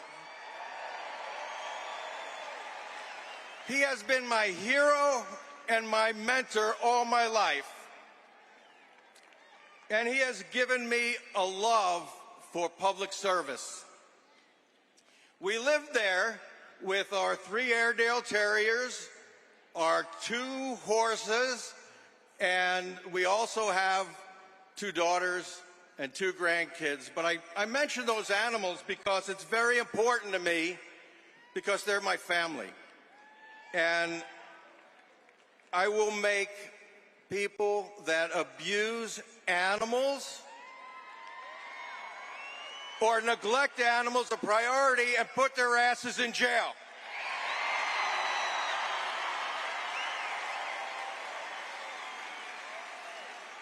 And don't forget, statistics show if you're abusing animals, you're probably abusing your family too. The past 7.5 years, there have been an explosion of suicides and drug overdoses in your Maricopa County jail system. Over 300 lives have been lost of people in custody. I will focus on increasing the safety for those that are incarcerated and protecting the taxpayers of this county from paying those enormous lawsuits that you know that follow. I'm often asked about homelessness. Well, what can you do about that if you're our sheriff? Well, I'll tell you what I can do. Homelessness is plaguing our communities throughout Maricopa County, and it's a lot more than just law enforcement can handle. But as your sheriff, I will make homelessness something that we will have an impact on, because people in jail are there because most of them have mental health issues. They self-medicate with illegal drugs. So as your sheriff, I will make sure they get the proper treatment they need. I will send them to medical providers, shelters, and mental health centers. We can make a difference. Criminal cartels have created an explosion of fentanyl on our streets here in Maricopa County. Did you know that 6 people a day on average die of drug overdoses here in our county? 4 of them attributed to fentanyl? This is unacceptable, ladies and gentlemen. We cannot accept this poison anymore. This cannot be tolerated. And there's probably not one of you in here that doesn't know a story or have a family member or someone, a neighbor that's been affected by this crisis. Well, I have a story. Someone that I grew up with. Her son and his friend were sitting there at night watching TV. She kissed them goodnight. She went to bed. She woke up the next morning to have her teenage son and his friend dead on their couch. This is a story that is all too frequent in this country. Fentanyl overdoses. It only takes 1 pill 1 time. But as your sheriff, I am going to commit to stopping or preventing as best we can to bring the drug and addiction unit back, put them on our southern border in Maricopa County down by I-8. Fight those drug cartels. You know, those dedicated deputies, we've done it once before, and when I become your sheriff, I'll do it again. Holding criminals accountable, keeping jails open for all the cities in Maricopa County to use, and protecting the civil liberties of our citizens will be the hallmark of my administration. I can do this. I have done this in my 40 years with the Maricopa County Sheriff's Office, and I'm asking for your help. I'm asking you for support and your vote. And I want to thank Turning Point, because this is where this comes in. Turning Point Action is helping all of us, all the candidates you'll see today, get us elected here in Maricopa County and in Arizona by chasing those ballots. It's so critical that we all vote. There should never be a ballot left on somebody's kitchen table. Well, Republican ballots. They can leave the Democrat ones in. So, may God bless all of you. May God bless the United States of America.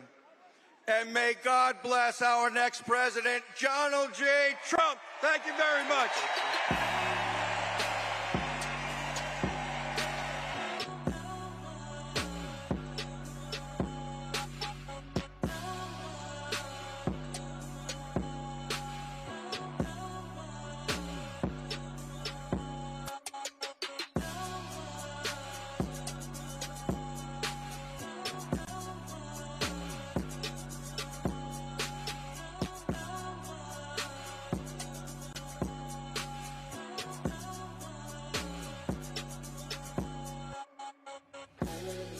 Ladies and gentlemen, please welcome to the stage Congressman Andy Biggs.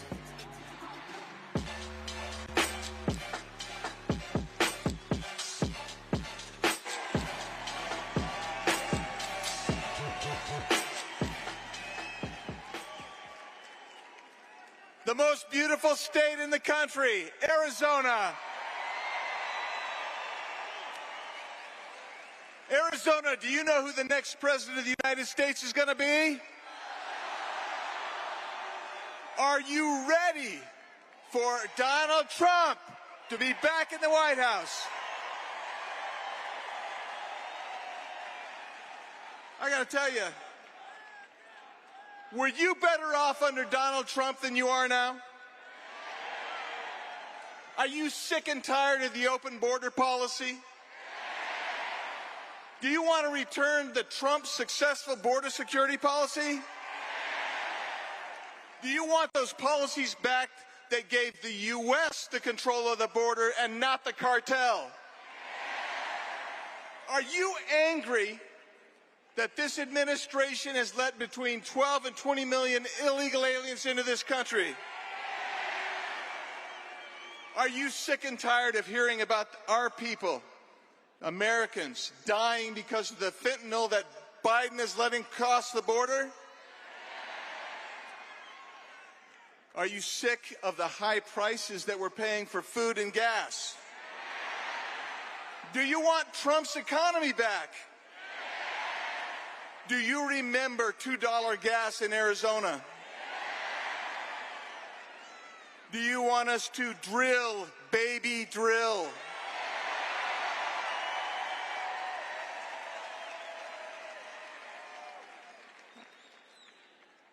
Were you better off under Donald J. Trump?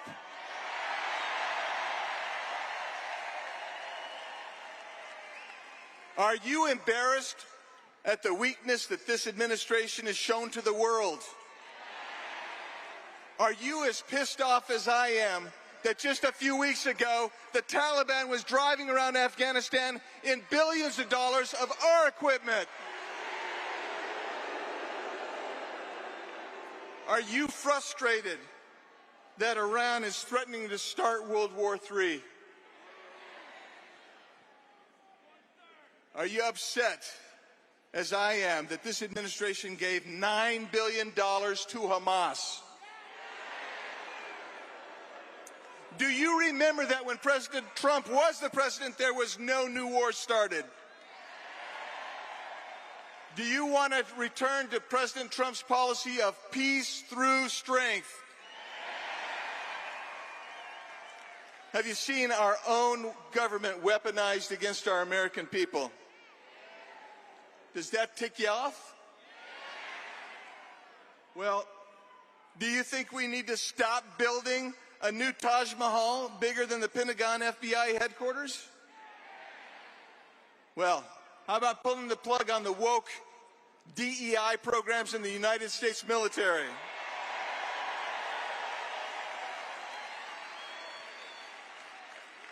Was the military better off when Donald J. Trump was the commander-in-chief? Should we stop allowing boys to go into girls' bathrooms?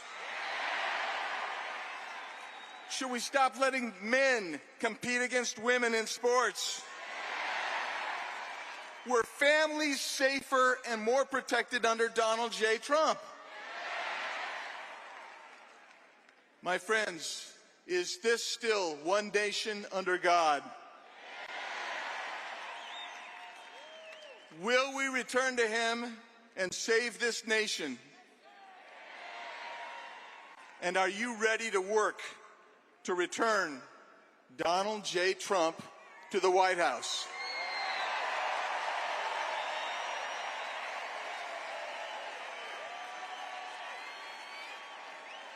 Do you want your congressional delegation to keep fighting in Washington, D.C.? Do you want us to raise our fist like Donald Trump did and say, fight, fight, fight, fight?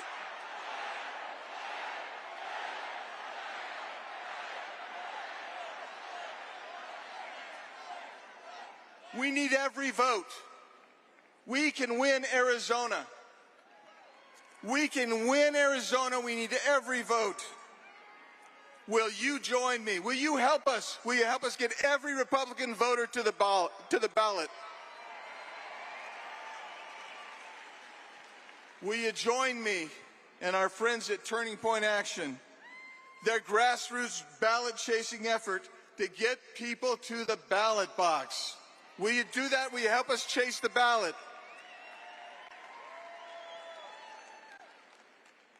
That seems soft to me. We need to chase that ballot.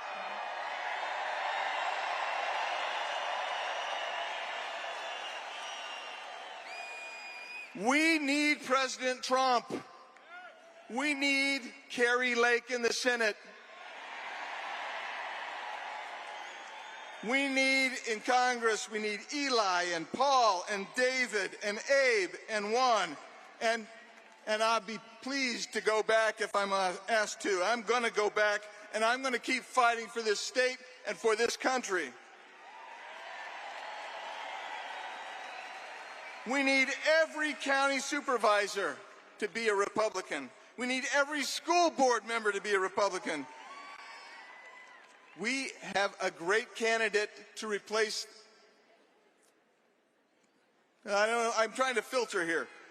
We're replacing the county recorder here in Maricopa County, Justin Heap. We need the Corporation Commission to be Republican hands. And can we work together, you and me, to elect Republicans up and down the ticket, from Donald Trump to every office in the state? And are we going to turn Arizona ruby red, deep red, unmistakable, send a message home?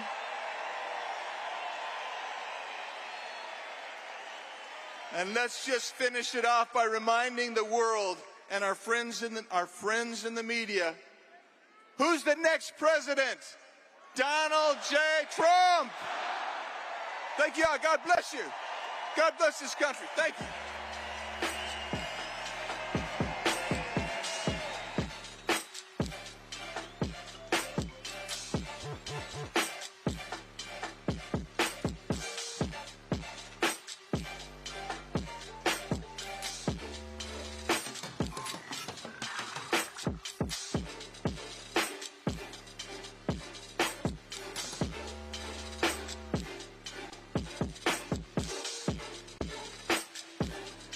Ladies and gentlemen, please welcome to the stage County Recorder candidate Justin Heap.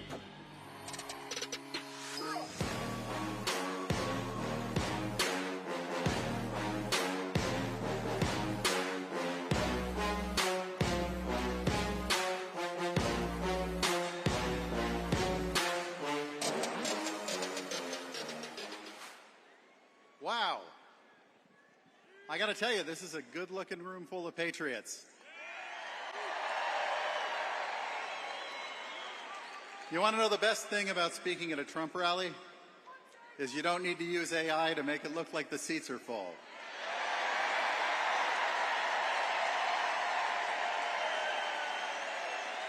So before I start, I have one question I need to ask you. Who is ready to see our 45th and 47th President, Donald J.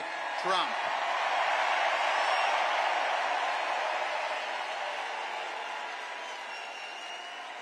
My name is Justin Heap, and I am running for the Maricopa County Recorder to secure our elections.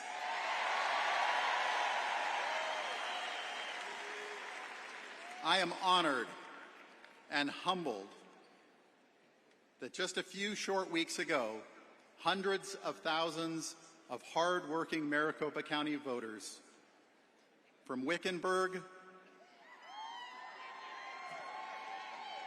to Scottsdale, from Anthem to Gila Bend, turned out to choose me to represent them for the Maricopa County Recorder's position,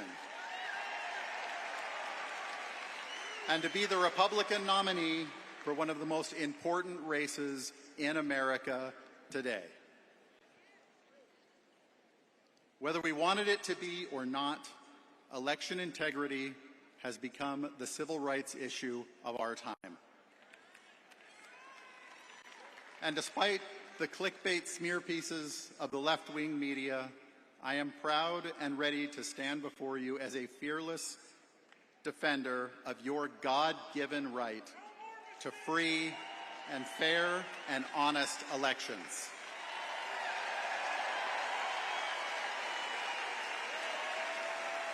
You see, I am an America First conservative.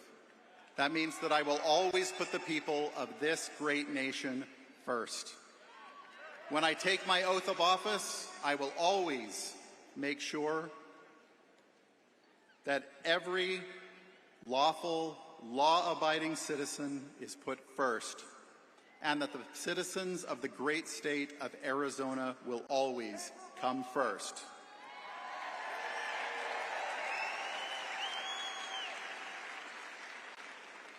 So to the independents and Democrats in the room today, and for those across Maricopa County, this is my message to you.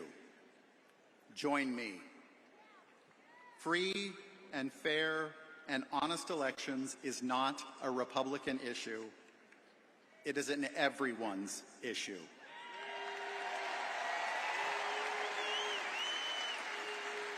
I'm old enough to remember when it was Democrats that were raising the alarm bells about the insecurities in America's election system. Democrats like former President Jimmy Carter, who sounded the alarm about the systematic insecurities of universal absentee voting. Democratic senators like Senator Elizabeth Warren, Amy Klobuchar, and yes, even then Senator Kamala Harris, who while serving as the most extreme left member of the Arizona Senate, still discuss the inherent vulnerabilities of our use of voting machines. If she were here today, I imagine that she would say that she would like to see our elections for what they can be, unburdened by what has been. So to the independents and Democrats listening and here in the room today and listening all across Maricopa County, don't listen to the innuendos, the half-truths, and the whole lies which will inevitably be spun about me by a Democrat-controlled media and by high-priced, out-of-state political consultants. Hear me right now. I want to make our elections run effectively and efficiently and securely. Nothing more, nothing less.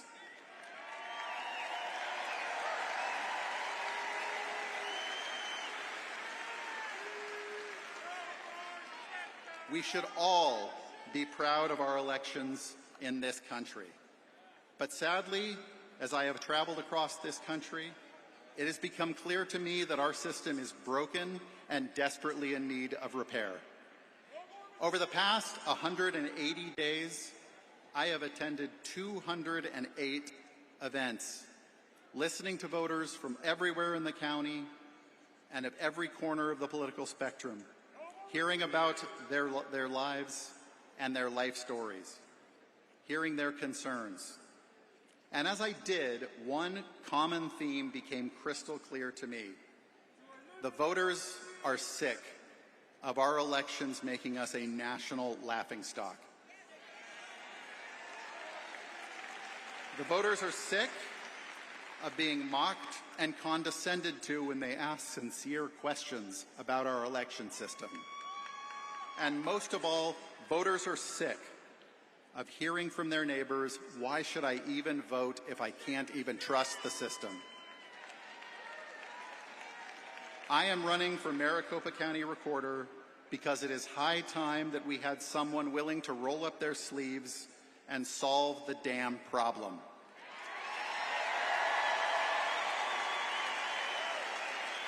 Let me be clear. Every voter, regardless of political party, should be able to have confidence in the process and outcome of our elections. Every voter should be respected by the people running our elections. Our election laws must be followed, and the plague of election day problems that we have seen in recent years must end now. And for heaven's sake, we need our election results by election night.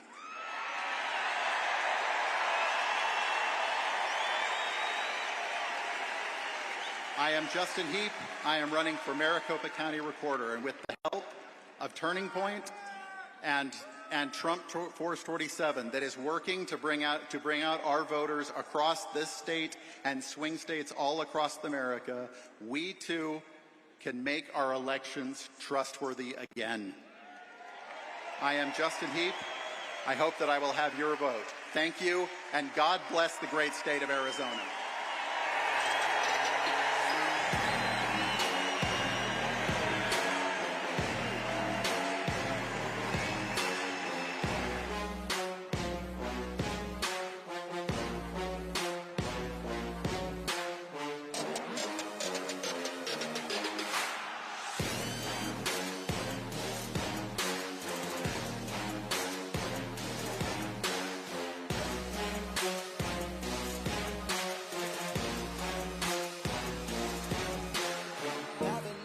Ladies and gentlemen, please welcome to the stage Abe Hamada.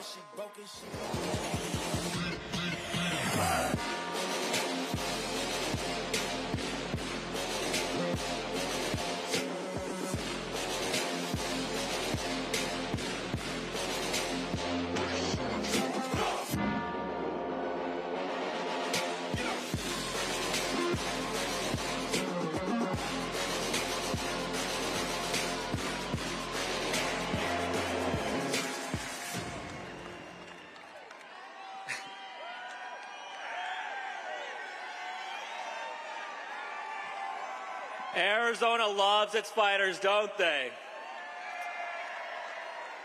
And you know, today's a very special day for one of Arizona's toughest fighters. I don't know if you knew this, but today is the birthday of Arizona's next senator, Kari Lake.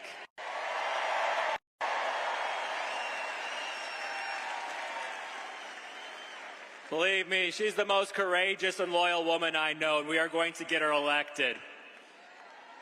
I'm Abe Hamada. I'm a former prosecutor, and I'm a former captain and intelligence officer in the United States Army Reserve.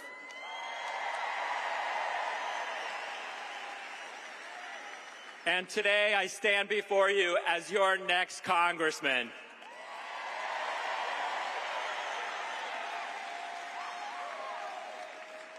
And I know our country is worth fighting for, and that's exactly why we're all here today. What we've witnessed over the past 4 years is an unprecedented attack on the American people and the very foundations of our country's principles. The radical left has infiltrated every aspect of our lives. And it's not just the government we're fighting. It's the entrenched political class who have enriched themselves at the expense of the American people. It's the corporations who want to shove their woke agenda down our throats. It's the propagandists in the media. You see them back there?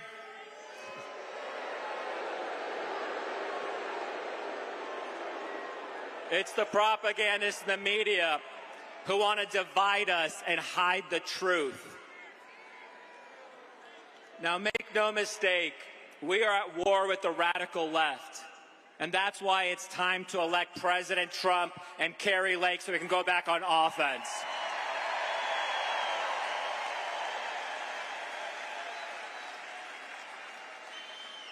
Our southern border is a war zone, and it's wide open.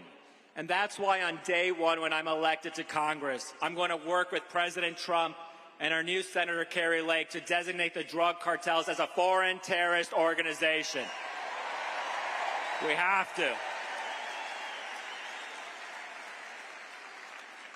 They are destroying our communities with the plague of fentanyl coming in from the communist Chinese. They are bringing in millions of illegals across our border, and they are even funneling in terrorists. If there is one war we should be fighting, it's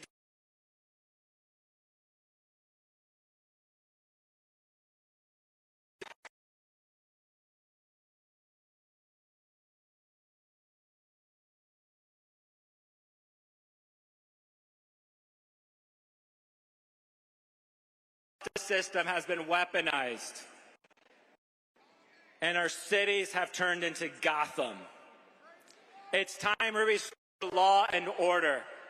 It's time we hold those who seek to destroy our country accountable. I want justice for what they've done to us. It's time we lock up these crooks and put handcuffs on them.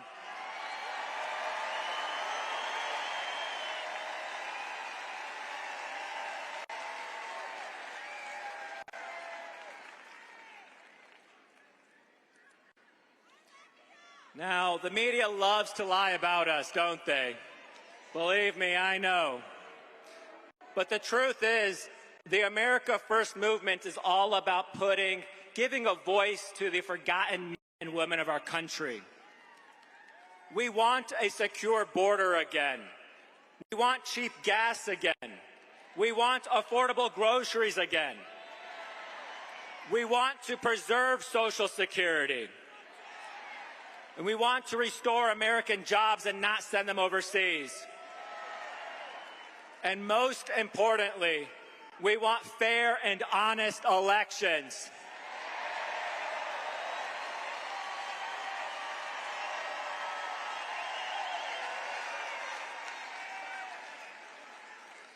And there's only been one man to take on this fight before. Only one man that has risked everything to stand up for the American people and say that America is no longer for sale. And that man is President Donald J. Trump.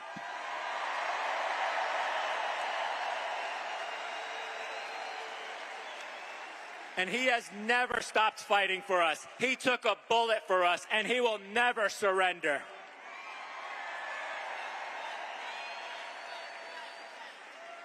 They lie about him, they try to bankrupt him, they've tried to jail him, and they've even tried to kill him. And yet he still stands because he knows America is worth fighting for.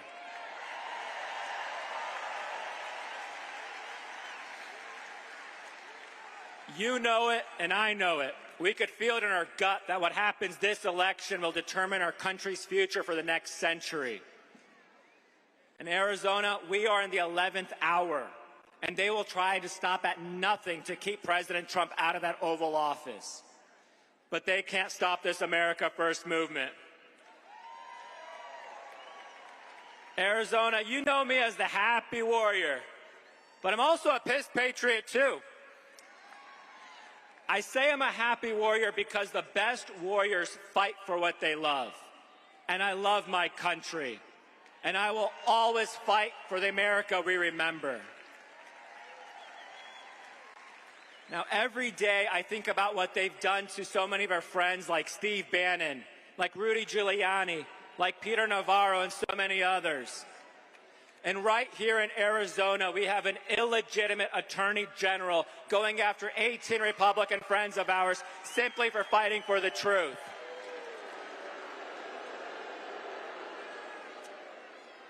Their hubris and lawlessness has no limits. And just for being here at this rally today, all of you have become a threat and therefore a target. And I don't say this to make you feel like victims. I say this to empower you.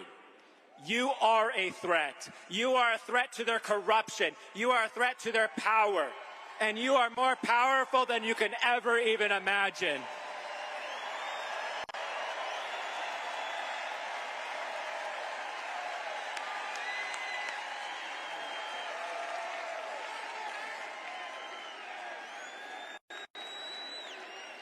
And that is why I'm asking you to stand with President Trump, Kari Lake, and the entire America First movement all across our country. I'm asking you to join us in battle as we fight to save the America we love and restore the principles that made America the greatest country in the history of mankind. We owe it not only to future generations, but to every single American that has shed blood for our country. From Lexington and Concord, to the beaches of Normandy, to the mountains of Afghanistan, to the deserts of Iraq. But most of all, we owe it to ourselves. We owe it to ourselves to be able to say that we answered our country's call in the darkest of hours. Arizona, are you ready to answer that call? Arizona, are you with me? Are you with Kari Lake? And are you with President Donald Trump? And we are with you now and forever. So this November, let's give them a November to remember. Thank you, Arizona. Thank you, President Trump. And may God bless the United States of America. Mike.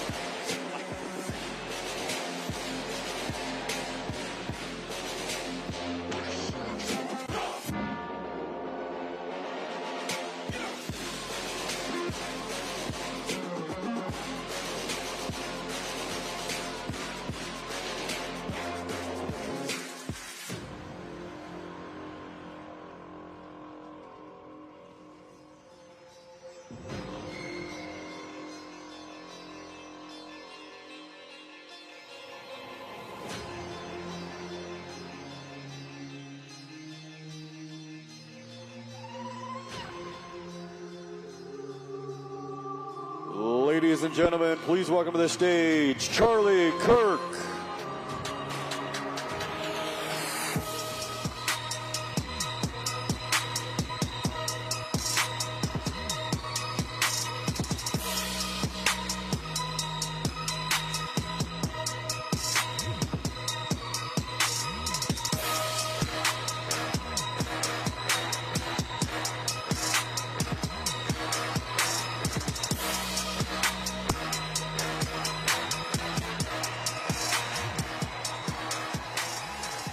Wow.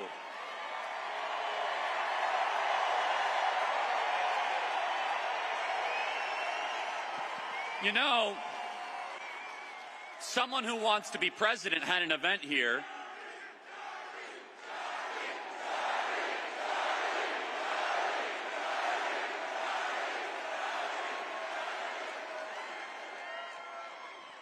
And she had to partition all this off because we draw a bigger crowd than Kamala Harris, don't we?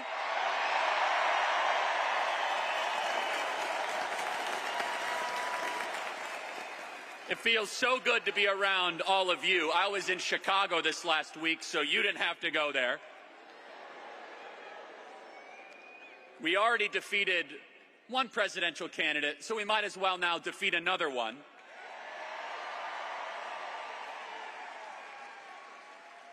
And what an honor, what a time to be alive in the most important election of our lifetime. I'm traveling the country, going to college campuses. We're organizing in the grassroots. we're talking to so many voters that know it is time for change. They know that something is wrong.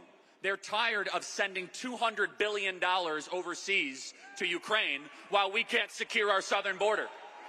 They're tired of seeing our homeless vets while we prioritize foreigners that come into our country. And by the way, what an insult to the legal immigrants in this country that we allow illegals to get luxury hotels who cut in line. They know that something is wrong. And many of you waited hours and hours in line. By the way, who here was waiting in line overnight? We saw that. It was unbelievable. You're right up here. 24 hours in line. Because you know you are part of something bigger than yourself. You know that you are part of the most exciting, diverse, powerful movement in the history of this country. And this movement is not about Republican or Democrat. This movement is not about conservative or liberal. And I think you're going to see that on display in a little bit, just maybe. This movement is about the citizens versus the oligarchs. This movement is about we the people versus the ruling class. This movement is about America versus the globalists. This movement is about all of us against them.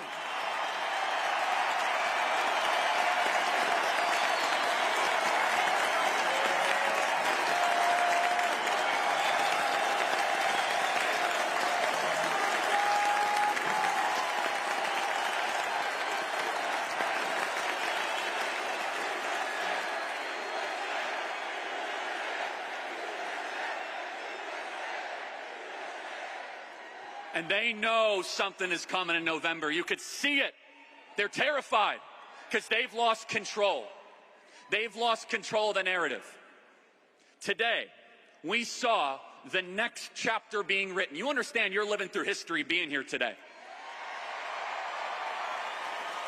You see, Kamala Harris, Barack Obama, and the Democrats, they say, vote for us. We won't improve your life, but keep on giving us power. Because we're going to lie relentlessly. We will raid your home and put you in prison if you disagree. Their idea of democracy is installing a candidate that no one has voted for. And the old Democrat Party is dead. How many former Democrats do we have here tonight? Raise your hand. God bless you, God bless you, God bless you, God bless you. You are all welcome in this movement. You are all welcome in this movement. Because the new Democrat Party is not about what they used to stand for. The new Democrat Party is about power. The new Democrat Party does not love the country the way that all of you do.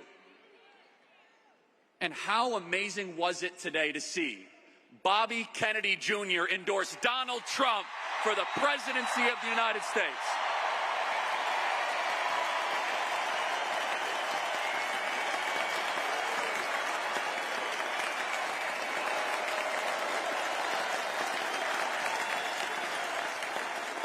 You know, this has been a wild summer, everybody.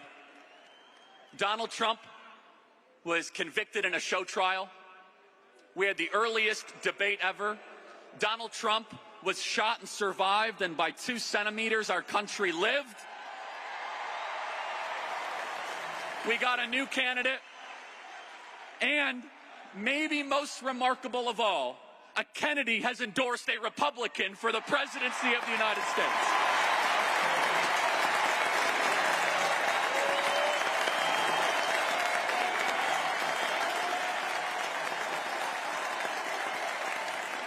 And you better believe they're scared. All the media, they're scared because they're supposed to have a monopolistic control. You saw the DNC, watch us and obey. Watch us and obey. We're a movement of free thinkers. We don't agree on everything. We have differences of opinions. That's why our movement is going to win. In the Democrat Party, they say disagreement is not allowed. They don't believe in free speech. They don't believe in the free discourse of ideas. I think it's a wonderful thing that we could say we might disagree on the small stuff, but we agree on the big stuff. We agree that we should prioritize American citizens over foreigners. We agree that it is a constitutional right that you should be able to speak, that the government should not be able to spy on us without a warrant. We agree that every human being is made in the image of God and deserves protection.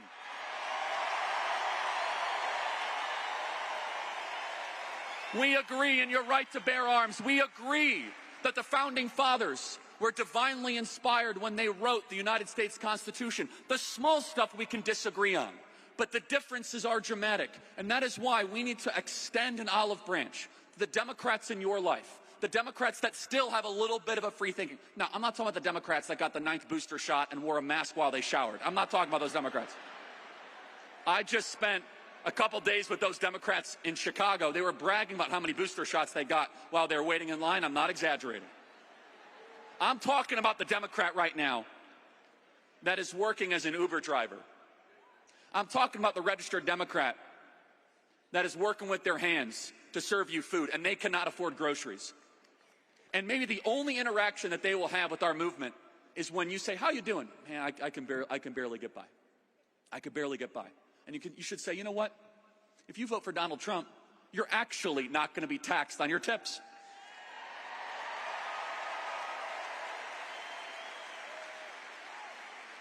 This movement is growing and ascending because we all agree on the big stuff. We agree that the people are the sovereign in this country. And we've seen in the last 30 years the uniparty on full display. You know where the wealthiest counties in America are? They're all around Washington, D.C. 8 out of 10 of the wealthiest counties in America. So basically what they do is they tax you into oblivion. They make everything more expensive, and inflation is a tax, by the way. They take all of that money so that they can get richer and wealthier around the kingdom of Washington, D.C. And what do they produce?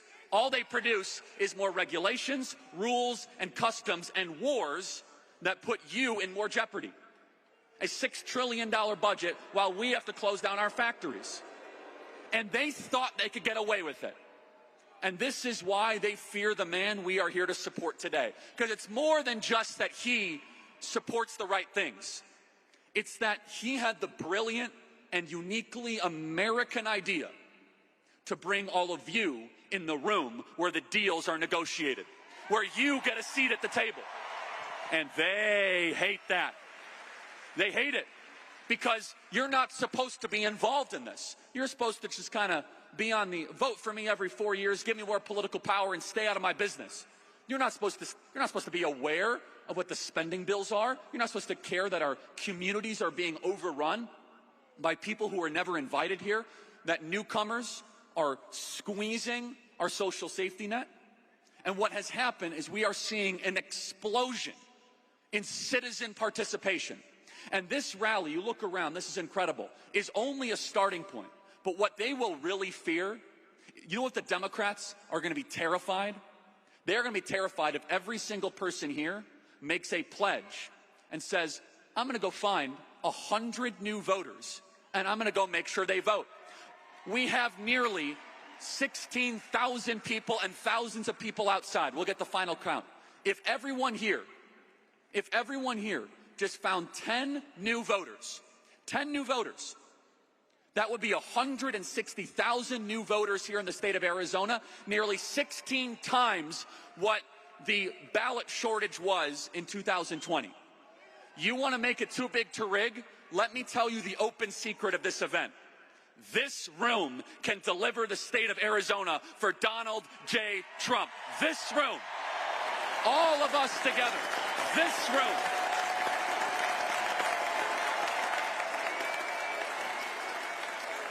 And it's as simple as, I'm going to go download the Turning Point Action app. I'm going to make sure that my brother, my sister, my aunt, my uncle, my aunt, my cousin, my Uber driver, my waiter, my waitress, are you registered to vote? Nah, it's a waste of time. No. I'm not asking you to storm the beaches of Normandy. I'm asking you to fill out a piece of form, fill out a paper, put it in the mail. 5 minutes, and I better never hear you complain about inflation again if you don't fill out that ballot. On October 7th, which is tragically the anniversary of the terrible massacre in Israel, ballots go out in this state. Ballots are going to be scattered all across this state. What the Democrats do is they will deploy thousands of paid operatives to go find those ballots, to try to chase them and get them into the system. Now, I'm not here to try to change your method of voting if you want to go vote on Election Day. All for it, I get it. But I am going to say, for the plumber, the electrician, the welder, for the person that's never voted before, we want them to hopefully try to vote early than not vote at all. For the people that never vote, it's a waste of time, it's a whatever, say, hey, knock on their door. Can you get this piece of paper and put it in the mail? Or how about this? If we say that everything's going to work perfectly, remember what happened in 2022 when half of all the machines failed? And Kari Lake should be governor of this state if all those machines actually worked? So if you are looking for a way to get involved, if you say, Charlie, I can't take it anymore. I'm tired of being a spectator. I want to be a participant. We have to flood the zone. And remember that Election Day is the last day of voting, not the first day of voting. Think of it this way.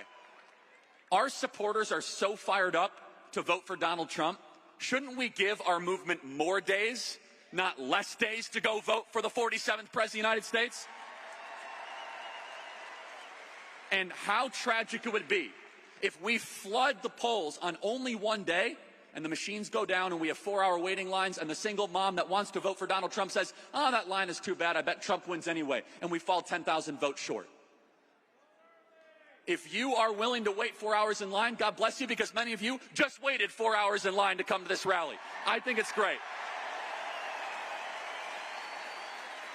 But we have to think and remember, this movement expands to people that don't have the time, the capacity, the energy, or the spirit. I'm going to close with this. This election is the hardest I've ever worked towards a single objective in my life. And we've done a lot of things at Turning Point, by the way. Largest high school program in the country, largest college program in the country, now the largest ballot chasing operation in the country. And thank you for all of you that have supported it. It's absolutely amazing.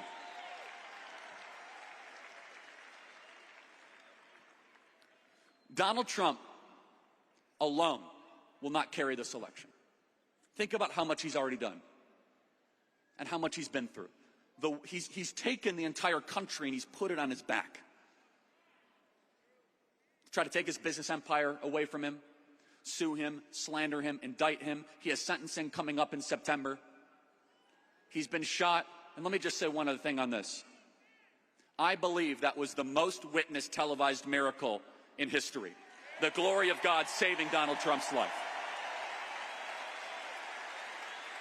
And let us give God the glory. What will be the differentiator? Because the Democrats are already saying it's going to come down to a couple 100,000 votes there. Here's the difference maker. In 2020, we fell 41,000 ballots short. So I want you to think back to 2020 of what you didn't do, of the door you didn't knock on, of the friend you didn't pester to get the ballot in, of the friend that you didn't text. And then I want you to do that, and then I want you to double it. The difference maker is this. We will be outspent. The media will lie about our movement. They will lie about Donald Trump, but they can't control you. And they know it. There will be fake polls. There will be suppression polls. But this election will be a testament that the fighting spirit of the American people is alive and well, that we're willing to do the work, that the conservative grassroots are willing to go out in 106-degree weather and knock on the door of the single mom and say, let's get that ballot in, let's get that ballot in. You're going to keep on showing up until that ballot is in the mail. We have an amazing opportunity in front of us. It's not going to be easy. There will be ups and there will be downs. But I want you to remember this moment. I want you to be fired up and encouraged because you are not alone. You have been gaslit these last 4 days watching the DNC. And today we put on full display the strength, the width, the depth of this incredible movement. I can tell you, looking at where this country is and what would happen if Kamala Harris becomes president, price controls, open borders, maybe World War III.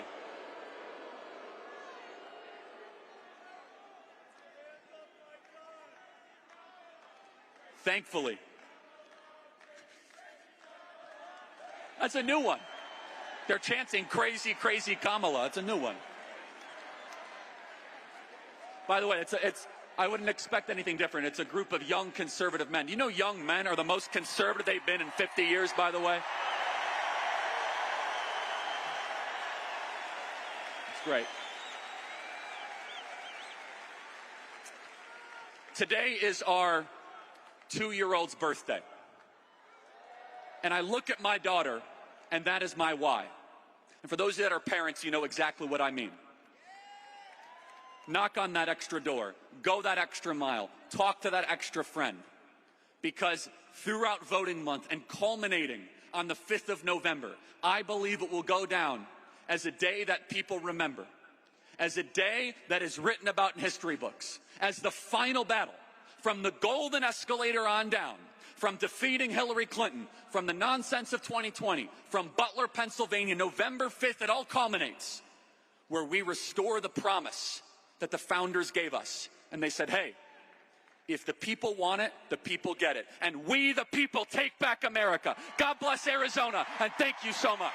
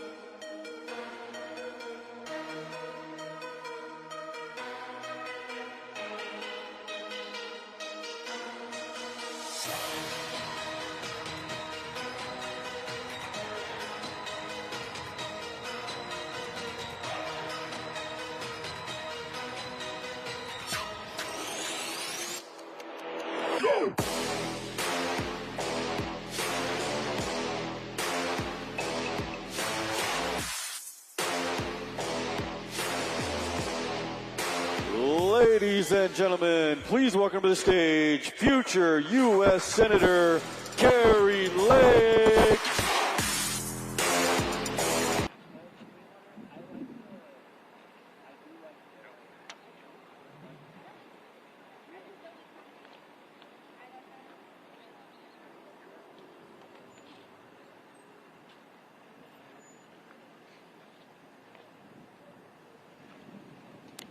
How you think I feel? I didn't even eat. Cause somebody didn't want to give me my chicken fingers. Oh yeah, it's nobody. I hit somebody. Like that is not the song.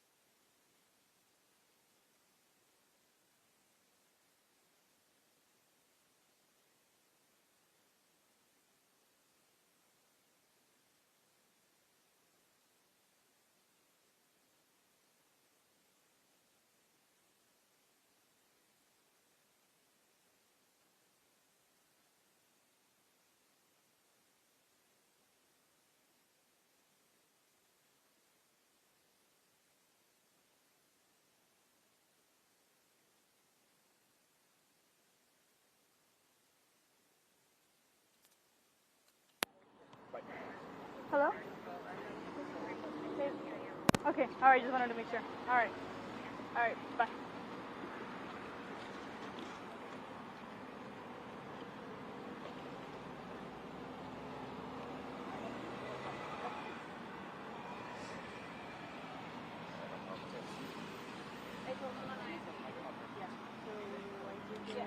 Huh? Sorry? We will be.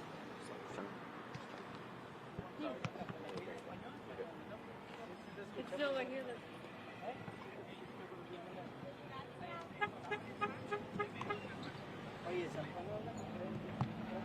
Thank you. All right, Irene. Are you ready?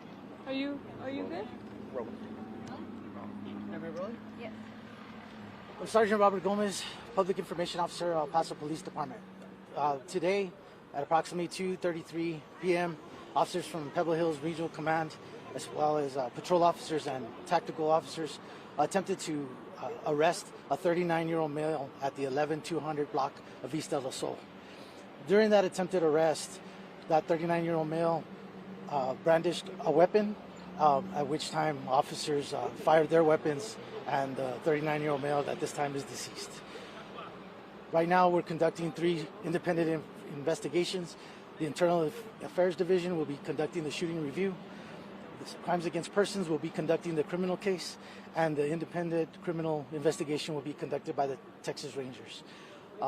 As of right now, I don't have any other details of the incident. Once we have more information, we will put it out to the public.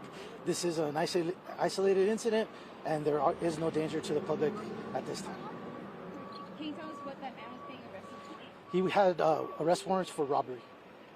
Okay. Were any officers hurt? No officers were hurt.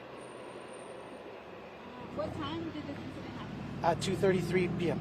About how many units were called out to make that arrest? There were several units on the scene. I don't have the total number. Like I said, there's plainclothes units and patrol units. They were going to make that arrest. I don't have the total right now. Was this a wanted person or a person of interest? No, he was wanted for robbery. Was that the reason for the traffic stop? It was not a traffic stop, and the reason they confronted him is because he has an arrest warrant for robbery. Do you know what weapon? Yes, of course. He brandished a weapon at the officers. I would say that's a refusal. Do you know what kind of weapon he brandished? I don't have those details, and I couldn't give them. It's too early to give you those details. And he's 39-year-old and he's dead? Yes, he is deceased.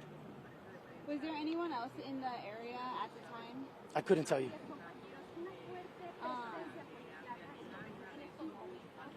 Okay. All right. Thank you very much. Thank you. Mhm.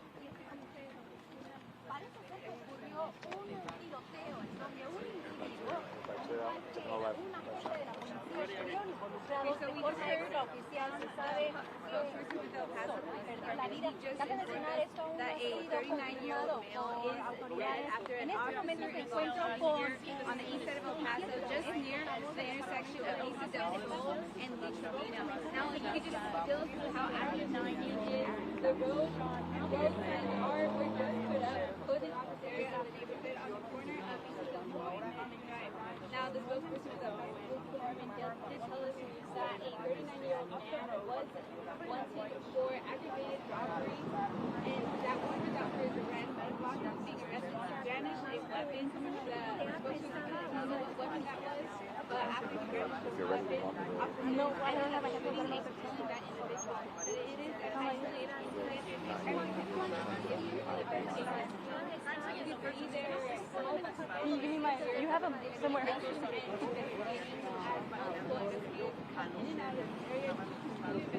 What exactly happened here. Now we're going to monitor the situation and provide you with updates as this investigation is ongoing. So now I'm live in El Paso, Joyce Center, in Monterrey News. I'm live.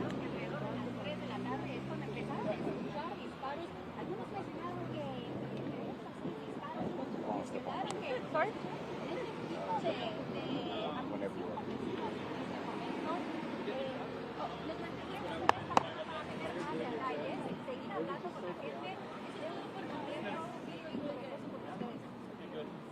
They realize like Mr. Dama and Everyone went live at once. Yeah.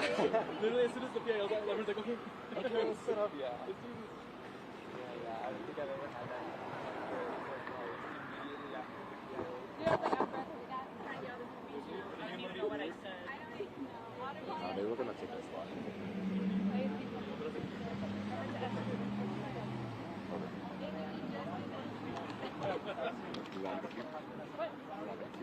I mean, if they want me to go, I can go now. Hey, she's ready to leave.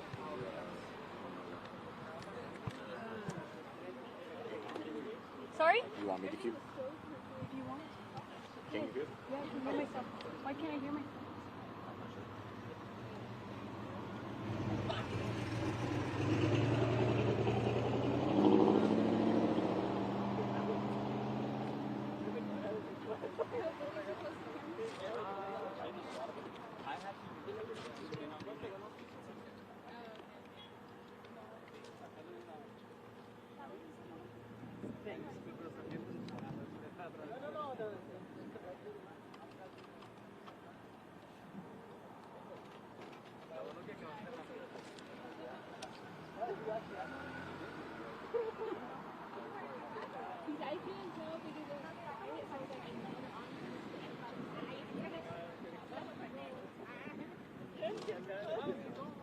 Are they going to want to do it or not? Do you want me to call Val? I'll call Val. Yeah. Right when they were ready to take us live. Stop? Right when they were about to take us live, like literally they stopped and everybody like went into their live chat.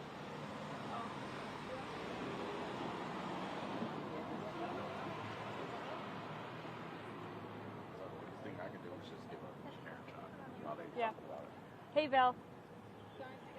Are you going to want me to do a live shot or no? Or...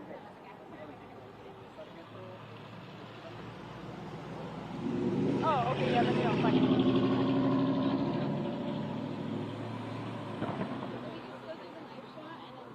you hear that?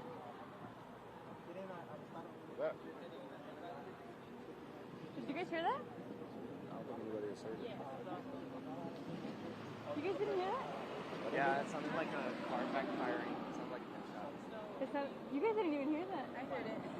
It sounded like a gunshot. Tire pop? Really? Yeah, like a cannon. There's over there, like a loud one. Yeah. That tried to like that one was really loud. It sounded really, really loud.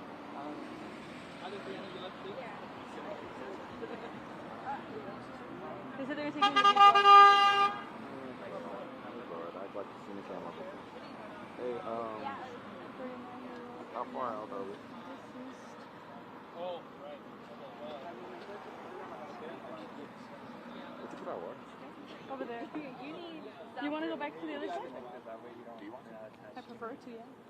Huh? Oh, got it. Yes. I got your, here you go. All right, I'll see you. Wait.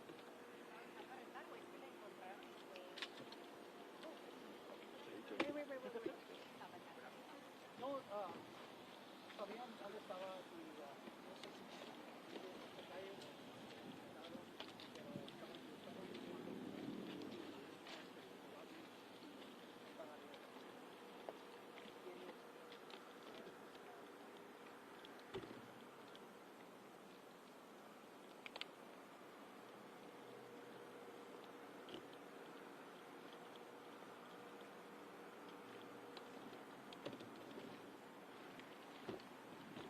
Save this country and our best days are ahead of us, or we plunge into 1,000 years of darkness. Guys, we're going to save this country.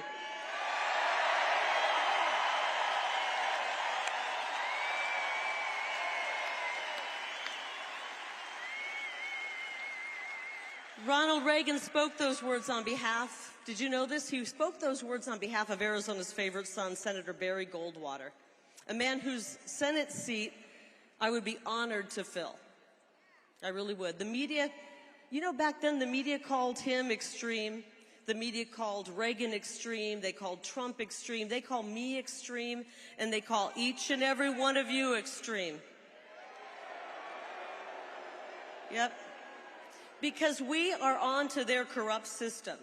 Can you imagine Can you imagine calling a middle-aged mom like me a far-right extremist? She said, we love it. You know what? So far, I have been right about everything. And the only extreme thing about us and me is that I'm extremely worried about my children's future. I am. I'm extremely worried about what my opponent, Ruben Gallego, will do to the state that we love. I'm running against the most radical man to ever run for office in Arizona history. Have you seen Ruben's commercials? Honestly, they should come with a laugh track because they are an absolute joke. They really are. For a decade in Congress, this man was a card-carrying member of the Progressive Caucus, a man actually to the left of Bernie Sanders and to the left of the Squad. And now he's bombarding our airwaves with ads meant to make him look like a cross between Mr. Rogers and G.I. Joe. When in reality, he's just Nancy Pelosi with a scruffy beard.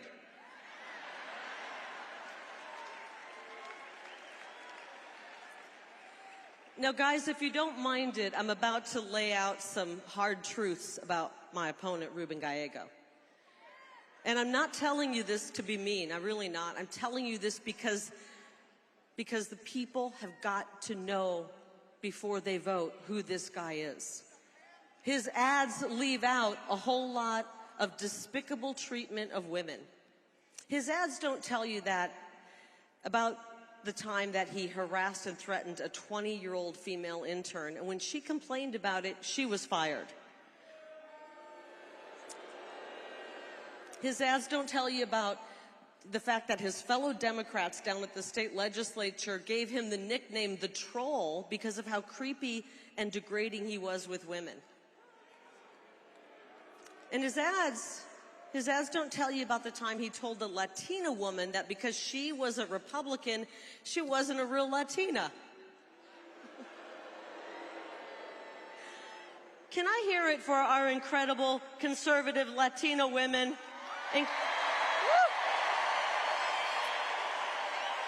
We got a house full, including my daughter right down there. His ads don't tell you, frankly, about the most unforgivable act against a woman. When he walked out on his pregnant wife, when she was 9 months pregnant, days before she delivered their firstborn child, he served her papers and he ran off to sleep with a DC lobbyist. That's despicable.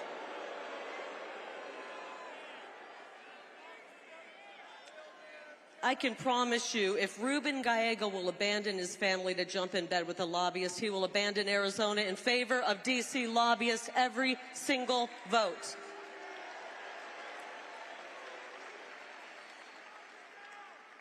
If his treatment of women isn't enough to keep him out of the U.S. Senate, then his voting record ought to be. I want to talk about his votes. He supports open borders. He told donors, this is actually shocking, he told donors when it comes to the border, it's not his expertise. He called the border wall, which is keeping us safe in some areas, dumb and stupid. And he voted against the SAVE Act. That means he wants millions of illegals to vote in this upcoming November election.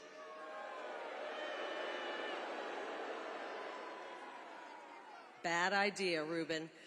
He voted for sanctuary cities. He supports amnesty. He's weak on law and order.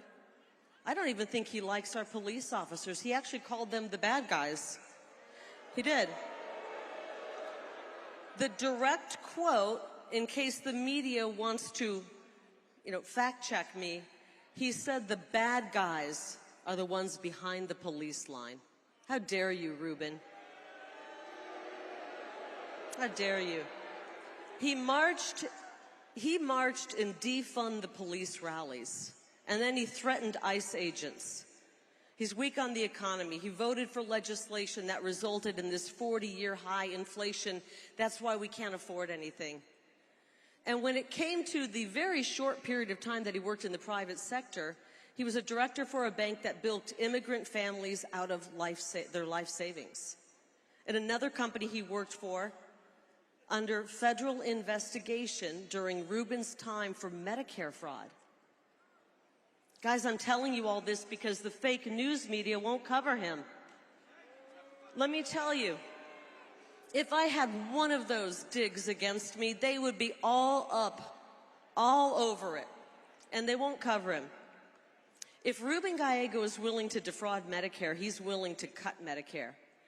He ripped off our seniors before, he will do it again. I want you to know when it comes to Medicare and Social Security, our seniors paid into it and they lived up to their end of the deal. Uncle Sam needs to live up to his end of the deal.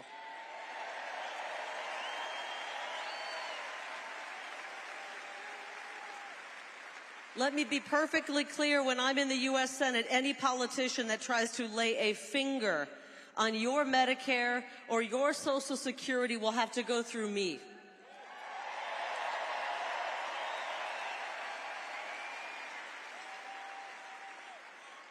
And worse yet, they're going to have to go through President Trump, and that guy's bulletproof.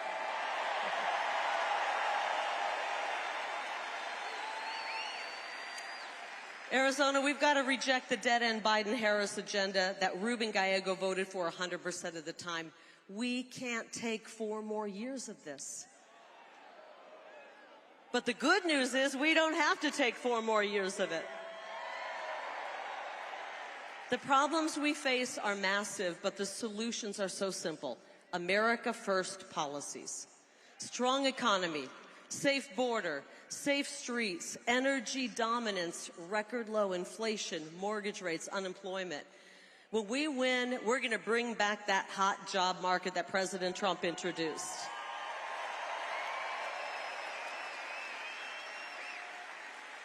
Frankly, the only people I want to see out of a job are the human smugglers, the drug smugglers, the child traffickers, the cartels, and I'd like to see the propagandists in the media on the unemployment line.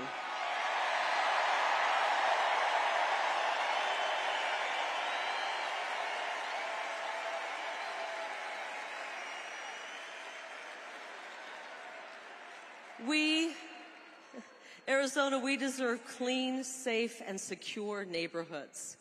We deserve to be prosperous again, and our children deserve a shot at the American dream. And I'm going to be a little bit selfish right now. I'm not a career politician. I'm a mother of 2 beautiful children. My son is 19. Let's hear it for our boys.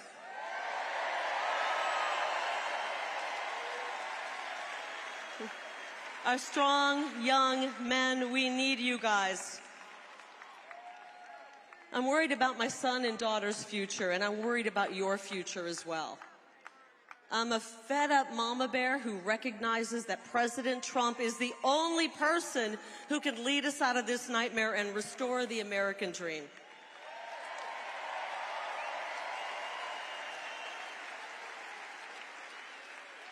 And that's why we elected him in 2016 and in 2020. Are you ready to elect him again in 2024?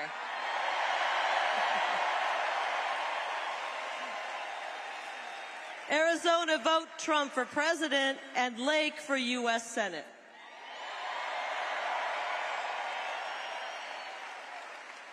We know President Trump stands for American greatness. I will stand for Arizona greatness.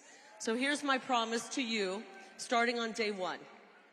I will work with President Trump to secure the border and finish the wall.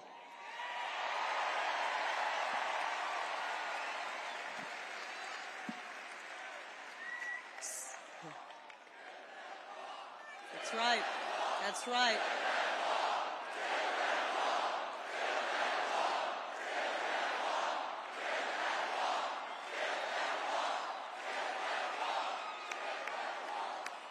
From the Gulf Coast all the way to the Pacific Ocean. 16 million people have poured across our border during the Biden invasion. In order to save our homeland, we got to send them back to their homeland. We will begin the largest repatriation operation this world has ever seen.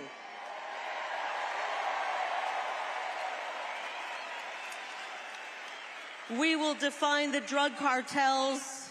We will define the drug cartels as foreign terrorists, and we will use every ounce of energy our law enforcement and military has to put them out of business for good.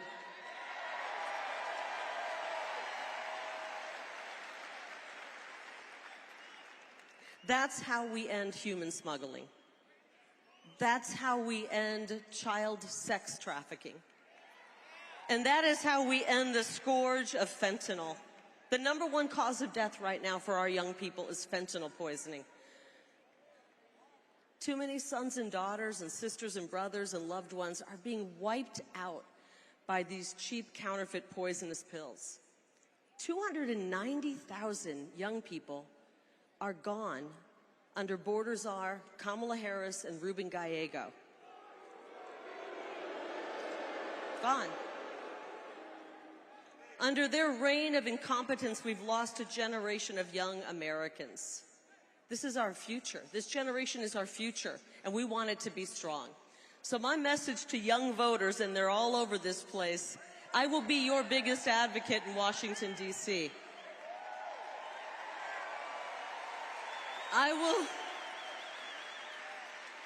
will do everything I can to help you guys start a family, own a home, and live the American dream. I have one favor to ask you, though. I want you guys, when you think of that American dream, to dream big, really, really big, okay? Because the future is going to be bright. The future coming your way is going to be very, very bright. Now, a couple more promises. Before I vote on any legislation, first of all, I plan to read it, okay? And then I'm going to ask myself a few questions. Will this make Arizona safer, stronger, more affordable? Will it make our country more secure and prosperous? And is it constitutional? And if the answer is yes, yes, yes, yes, and yes, then I'm going to vote yes for it. It's pretty simple. I will support legislation that calls for the death penalty for any criminal who kills a police officer in the line of duty.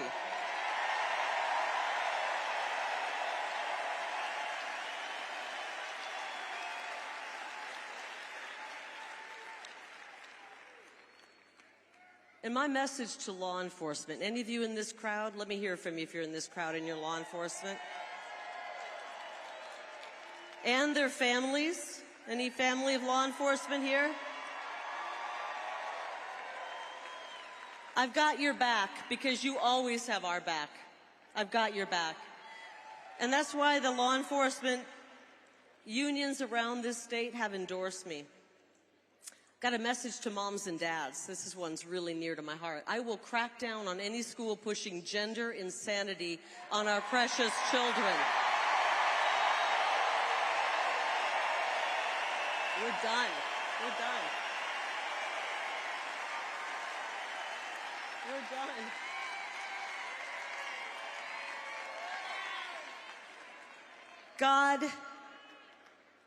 God did not put our kids in the wrong body.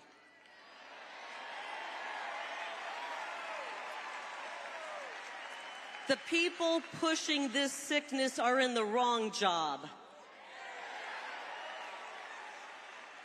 I will support education that focuses on teaching the fundamentals along with skills training so our kids are ready for the jobs right out of high school.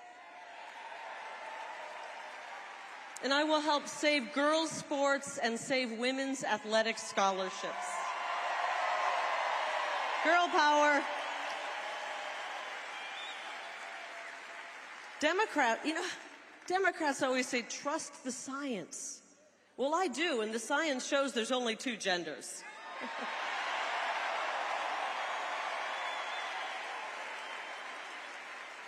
Okay, finally, Finally, we're going to address the water issue in Arizona and the American Southwest. We're going to identify new sources of water and explore desalination options, including piping fresh water into the West. And we're going to make California do more to collect water runoff and snowmelt. Arizona is tired of being punished for California's recklessness.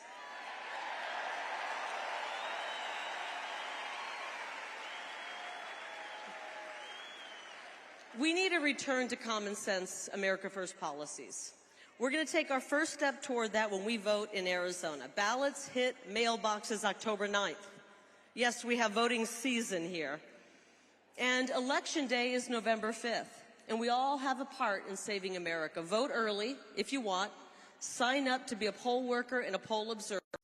Go to tpaction.com/100 and sign up to be a ballot chaser. Can you do that, guys?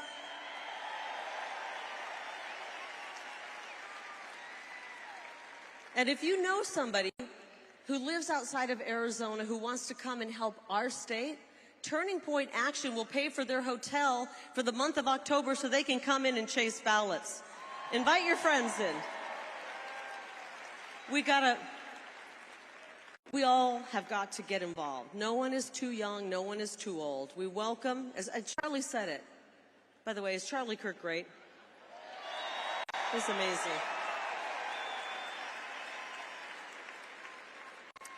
Charlie said it. We welcome all Republicans, independents, and disaffected Democrats to this movement. It's called America First. We're not just Republicans first. We welcome everybody. This is about bringing America together. Our founding father, Benjamin Franklin, was 81 years old when he said, "We have a republic if you can keep it." We are in the if you can keep it part. And at 43 years old, John F. Kennedy famously said, "Ask not what your country can do for you, but what you can do for your country." We got to step it up and save our country right now. And one of the greatest leaders in humankind who's about to take the stage always says, "Let's make America great again."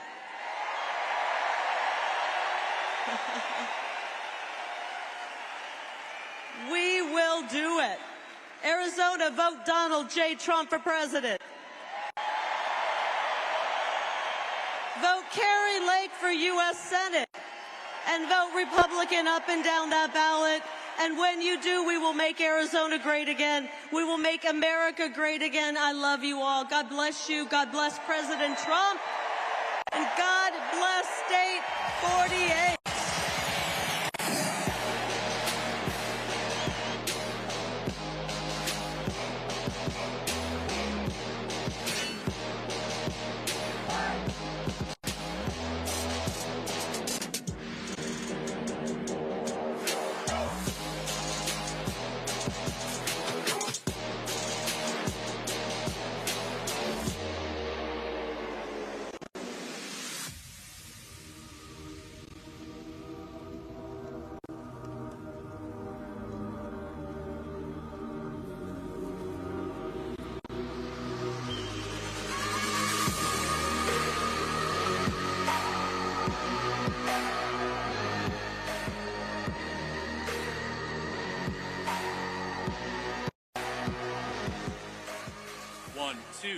Presidential mic check. 1, 2.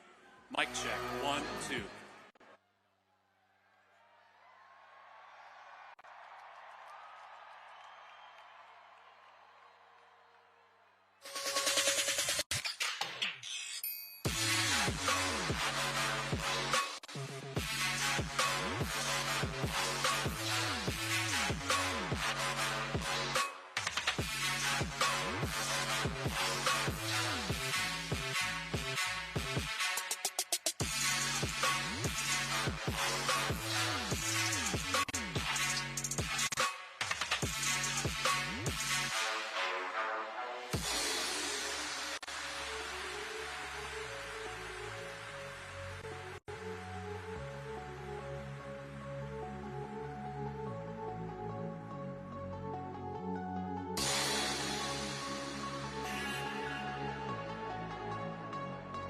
Everyday expenses have skyrocketed by double digits since Biden and Harris both took office. Since then, the burden of record high inflation has continued to push the limits for people across the country. The number of Americans living paycheck to paycheck jumped to 61%. Domestic policy, economic policy, immigration policy, foreign policy, energy policy, law and order, all of it is downright dangerous.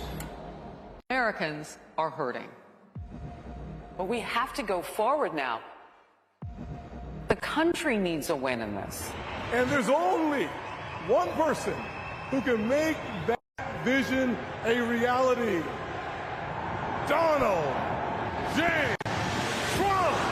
I will fight for you with every breath in my body. This is the most resilient human being I've ever met. We will defend America against all threats and protect America against all dangers.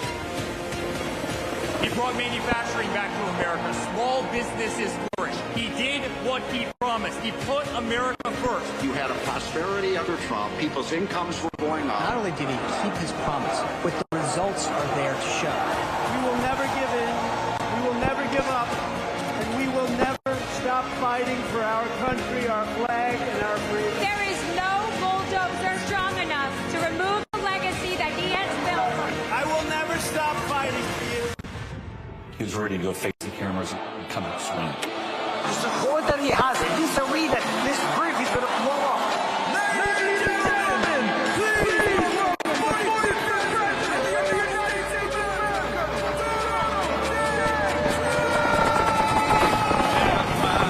Be an American, where at least I know I'm free.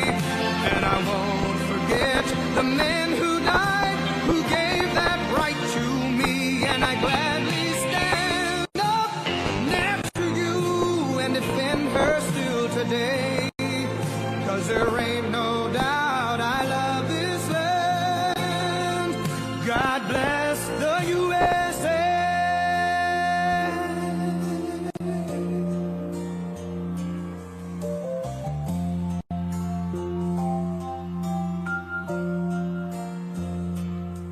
From the lakes of Minnesota to the hills of Tennessee, across the plains of Texas, from sea to shining sea, from Detroit down to Houston and New York to LA. Well, there's pride in every American heart, and it's time we stand and say that I'm proud to be an American, where at least I know I'm free. And I won't forget the men who died, who gave that right to me. And I gladly stand up next to you and defend her still today. 'Cause there ain't no doubt I love this land. God bless the USA.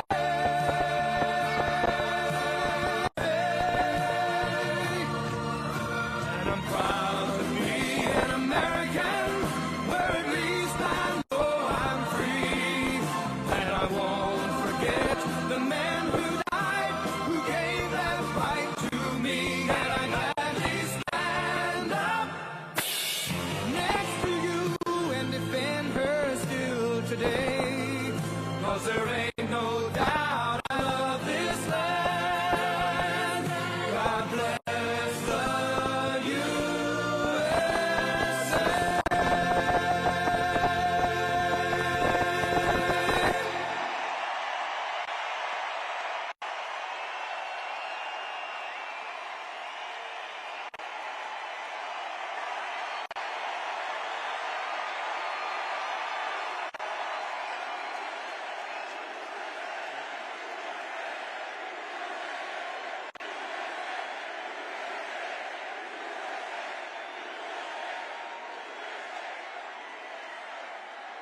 Well, thank you very much, and a very big hello, Arizona. Hello, Phoenix.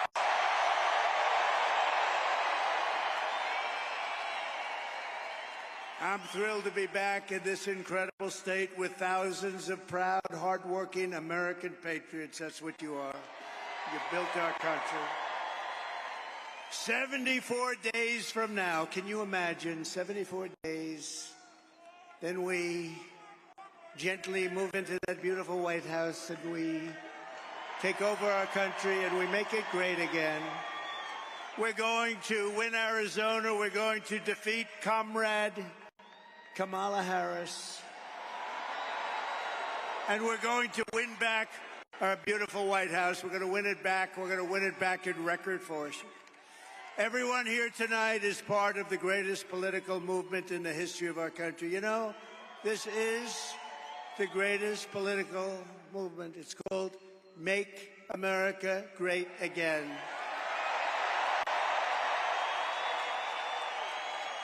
And it's right now bigger and better and stronger than it ever was before. You know, we won in 2016, and we did much better in 2020. A lot of people don't understand that, but we understand it. Millions and millions more votes. But those two are nothing like the spirit that we have now. It's amazing. And that's because we've seen how bad government can be. That's why it's combinations of a lot of things. But the job they've done in destroying our country is unbelievable, and people have seen it. And because of that, there's never been anything like this. Right, Carrie? Right? Our movement is not about Democrat versus Republican. It's about patriotism and common sense. You have a common sense with a party of common sense. You say what you want. Nice to say conservative, but really, with a party of common sense, we want fair elections, free elections. We want strong borders. We want a great military. We want great education. We want a nice home at low interest rates or low taxes and no regulations.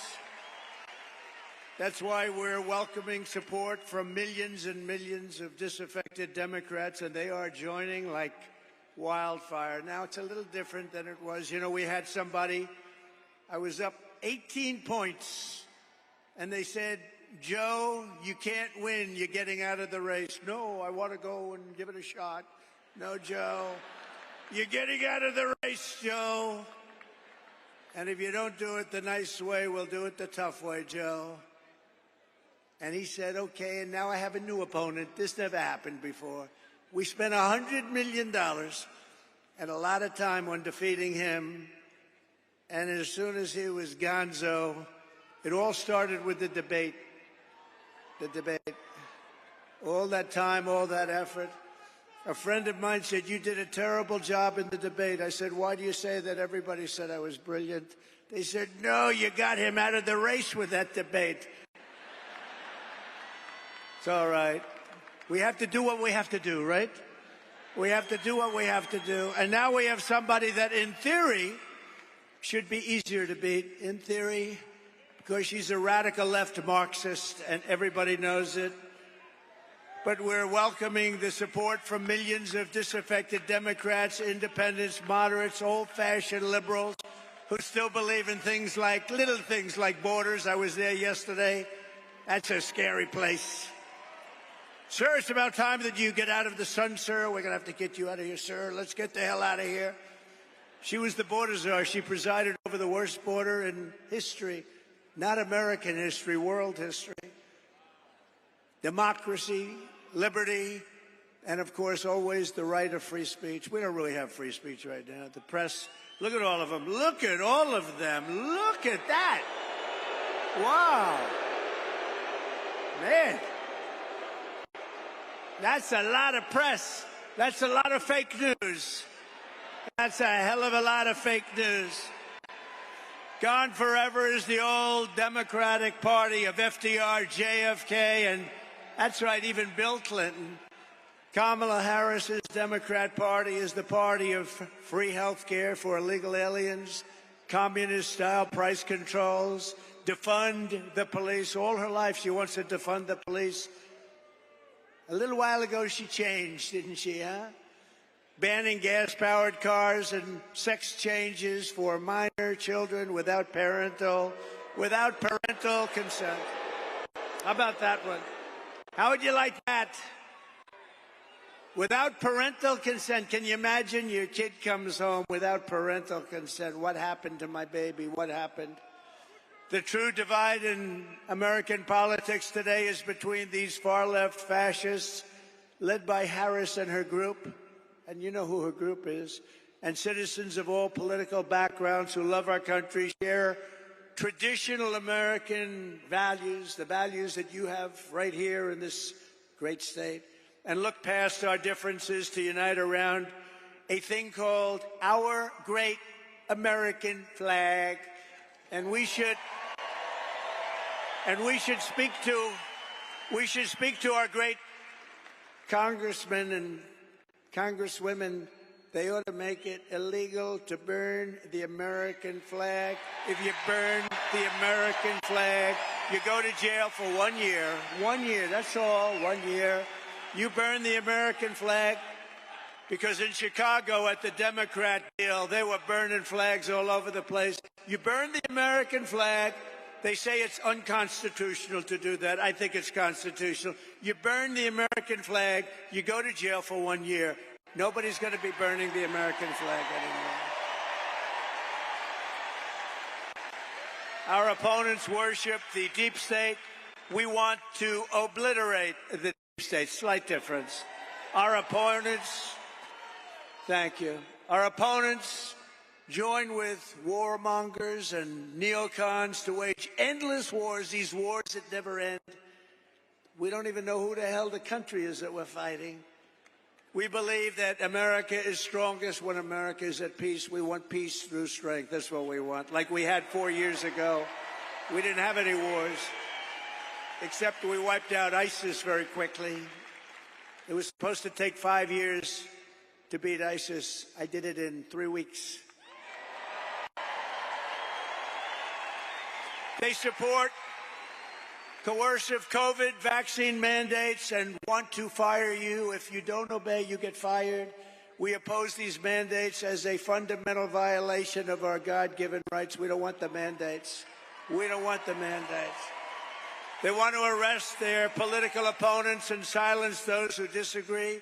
We reject censorship in all forms, and we believe in freedom, open debate, and fair, equal, and impartial justice under the constitutional rule of law. Our opponents slander us as a threat to democracy. Trump is a threat to democracy. No, they're a threat to democracy.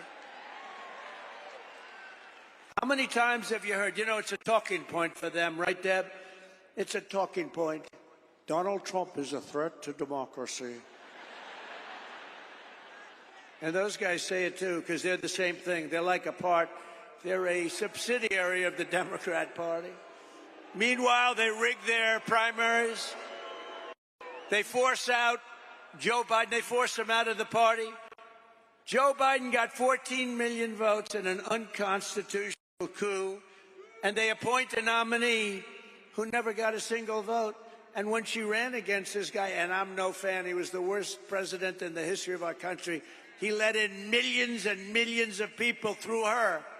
Let in millions of people would destroy our country. But we're going to get those people out, the people that came in here from jails and prisons and mental institutions.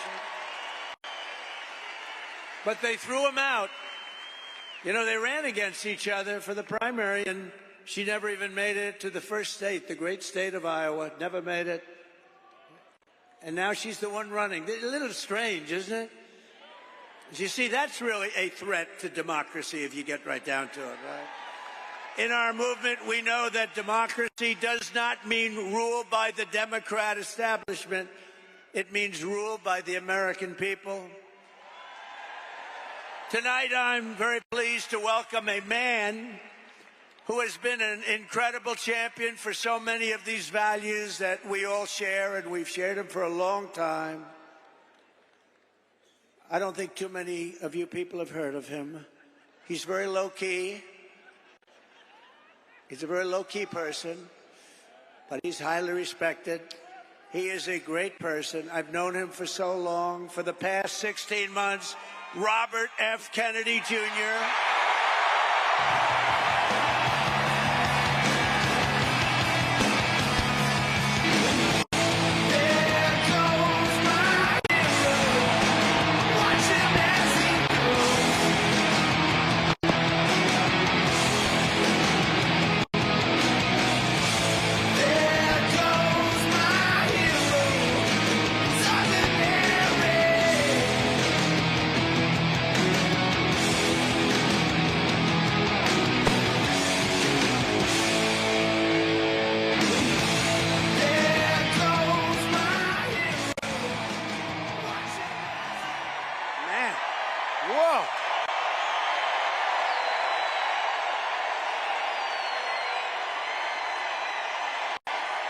And he deserves it.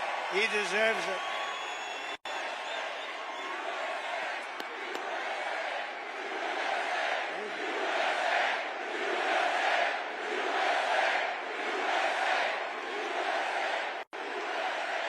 For the past 16 months, Bobby has run an extraordinary campaign for President of the United States. I know, because he also went after me a couple of times. I didn't like it. And I mean this sincerely. Had he been allowed to enter the Democrat primary, he would have easily beaten Joe Biden, but they wouldn't let him in. They put up rules. I've never seen rules like you had to have 65% of the vote in order to run, you know, little things like that. His candidacy has inspired millions and millions of Americans, raised critical issues that have been too long ignored in this country, and brought together people from across the political spectrum in a positive campaign grounded in the American values of his father, Robert Kennedy, a great man, and his uncle, President John F. Kennedy. And I know that they are looking down right now, and they are very, very proud of Bobby. I'm proud of Bobby, you want to know the truth.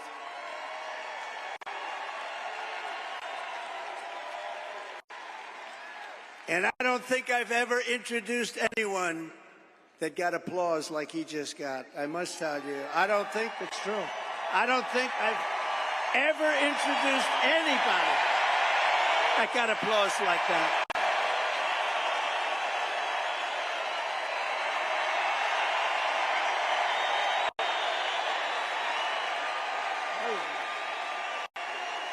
Amazing. It's true.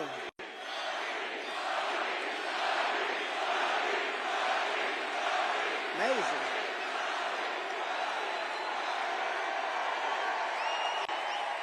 Soon after I can't even believe I have to say this, nearly assassinated in Pennsylvania last month, Bobby called me to express his best wishes.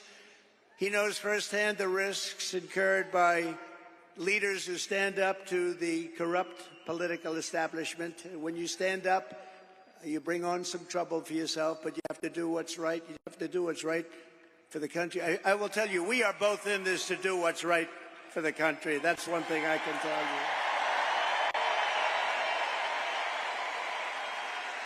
He lost his father and uncle in service to our country, and Bobby himself was subject to repeated threats to his safety during the course of his campaign while being denied protection by the Harris-Biden administration. And this is a tribute in honor of Bobby. I am announcing tonight that upon my election, I will establish a new independent presidential commission on assassination attempts. And they will be tasked with releasing all of the remaining documents pertaining to the assassination of President John F. Kennedy,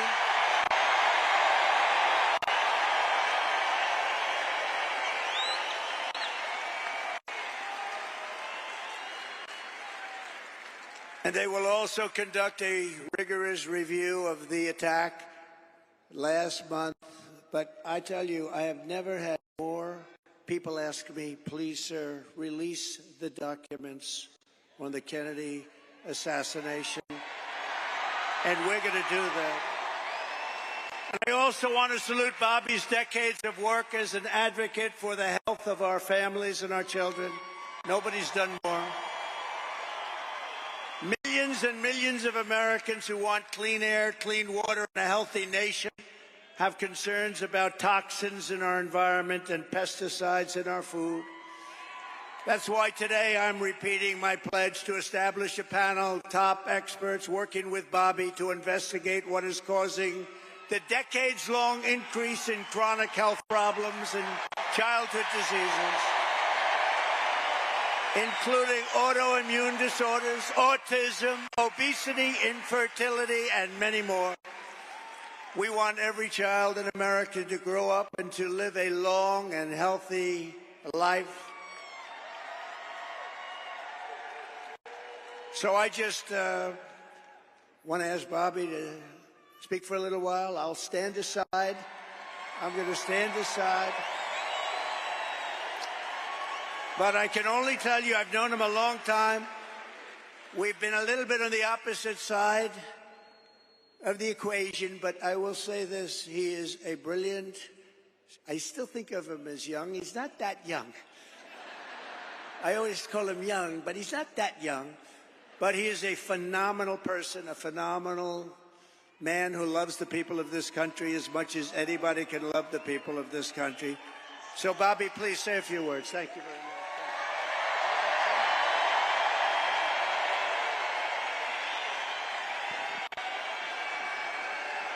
Thank you. Thank you, President Trump.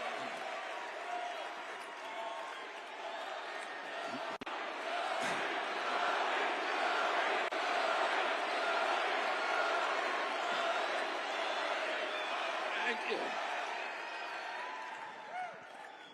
Now, a few hours after the assassination attempt at Butler, I got a call from a safe food advocate named Kelly Means, who's been fighting for many years to try to end the corruption at CDC and FDA and USDA. And these institutions, these regulatory agencies, are actually run by the big food processing companies, the big ag and the chemical companies that they're supposed to regulate. And he said to me that he'd been advising me for many years and on my campaign. And he told me that night that he was also advising President Trump. And he asked if I would talk to President Trump. And I said, of course.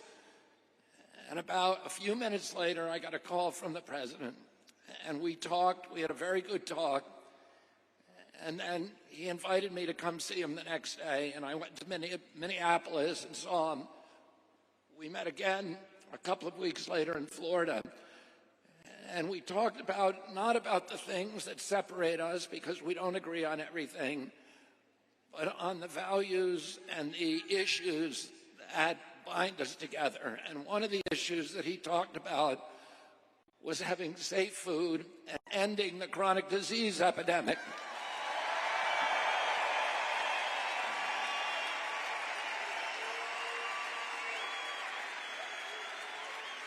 Our children are now the unhealthiest, sickest children in the world. Don't you want healthy children? And don't you want the chemicals out of our food? And don't you want the regulatory agencies to be free from corporate corruption? And that's what President Trump told me that he wanted. He also told me that he wanted to end the grip of the neocons on U.S. foreign policy.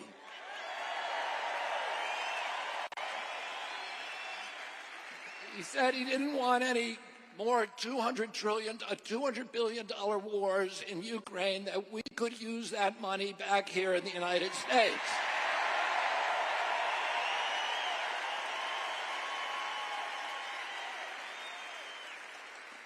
And the safest, the best way to build a safe America is to rebuild our industrial base and rebuild the middle class in this country. And don't you want a president who's going to get us out of the wars and who's going to rebuild the middle class in this country?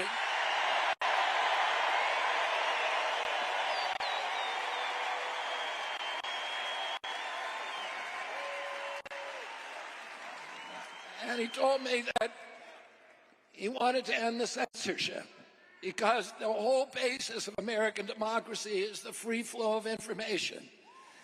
And we know that a government that can silence its opponents has license for any kind of atrocity.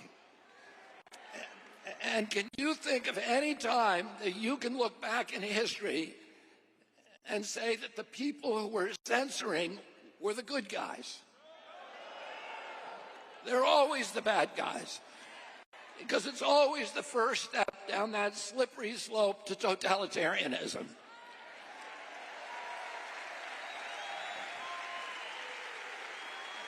And don't you want a president who's going to protect America's freedoms?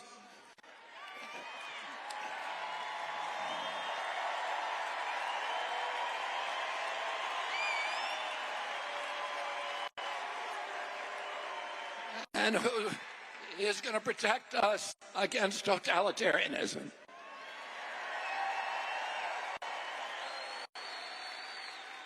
And I want to ask you again, don't you want a safe environment for your children? Don't you want to know that the food that you're feeding them is not filled with chemicals that are going to give them cancer and chronic disease?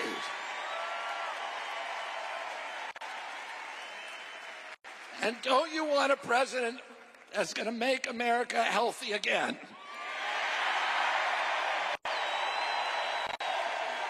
Thank you all very, very much, and God bless you, and God bless America.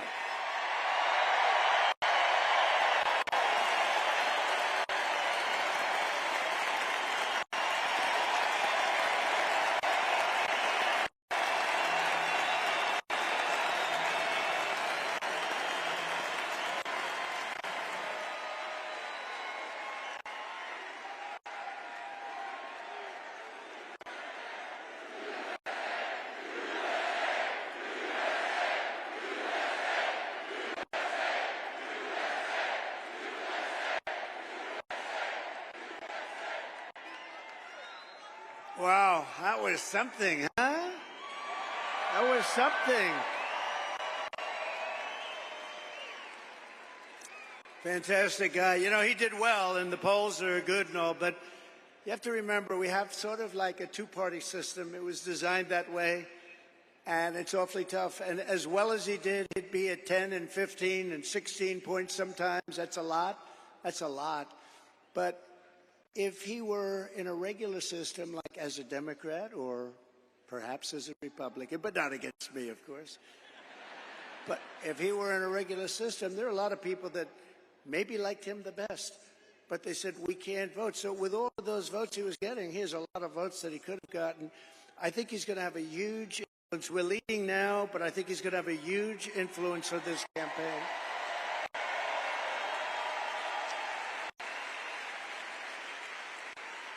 Actually, much bigger than you'd see in the polls, and those numbers are big to start off with, but Bobby and I will fight together to defeat the corrupt political establishment and return control of this country to the people.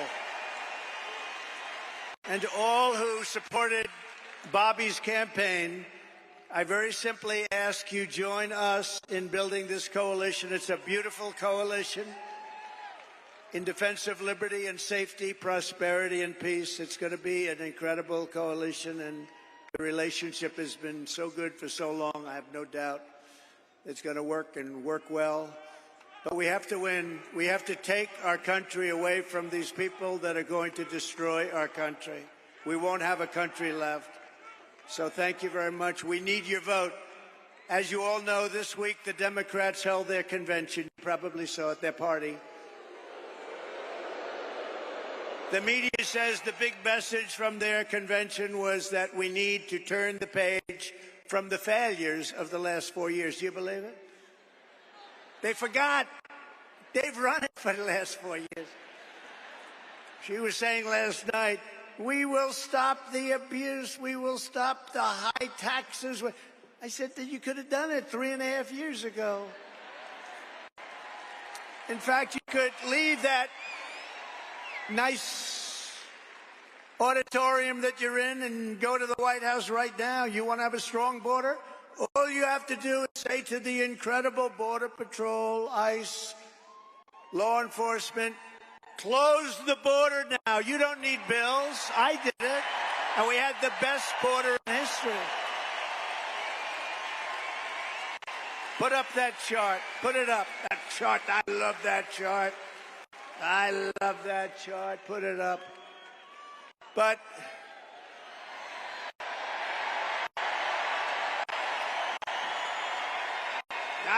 love that chart. Not everybody realizes, but that chart is very meaningful. Even beyond the numbers that are on the chart, it shows the least numbers of illegal immigrants pouring into our country. Again, prisons from mental institutions, terrorists, where the bottom arrow is. But you know what? That chart is meaningful in many ways. Some people understand what I'm talking about. I love you, darling. I love you. I'm going to sleep with that chart tonight, Deb. I'm going to sleep with that chart. But isn't that a beautiful sight? Look at that. Look at that arrow. And then look what happens when that was my last week in office. And look what happens after I left. It's like a rocket ship. Look at that. Isn't that terrible? No vetting, no checking. We have no idea who they are. They just pour into our country by the millions and millions and millions. We need to turn the page of 4 years of calamity and failure. They have had calamity and failure, and say, Kamala, you've done a horrible job. You've been the worst vice president in the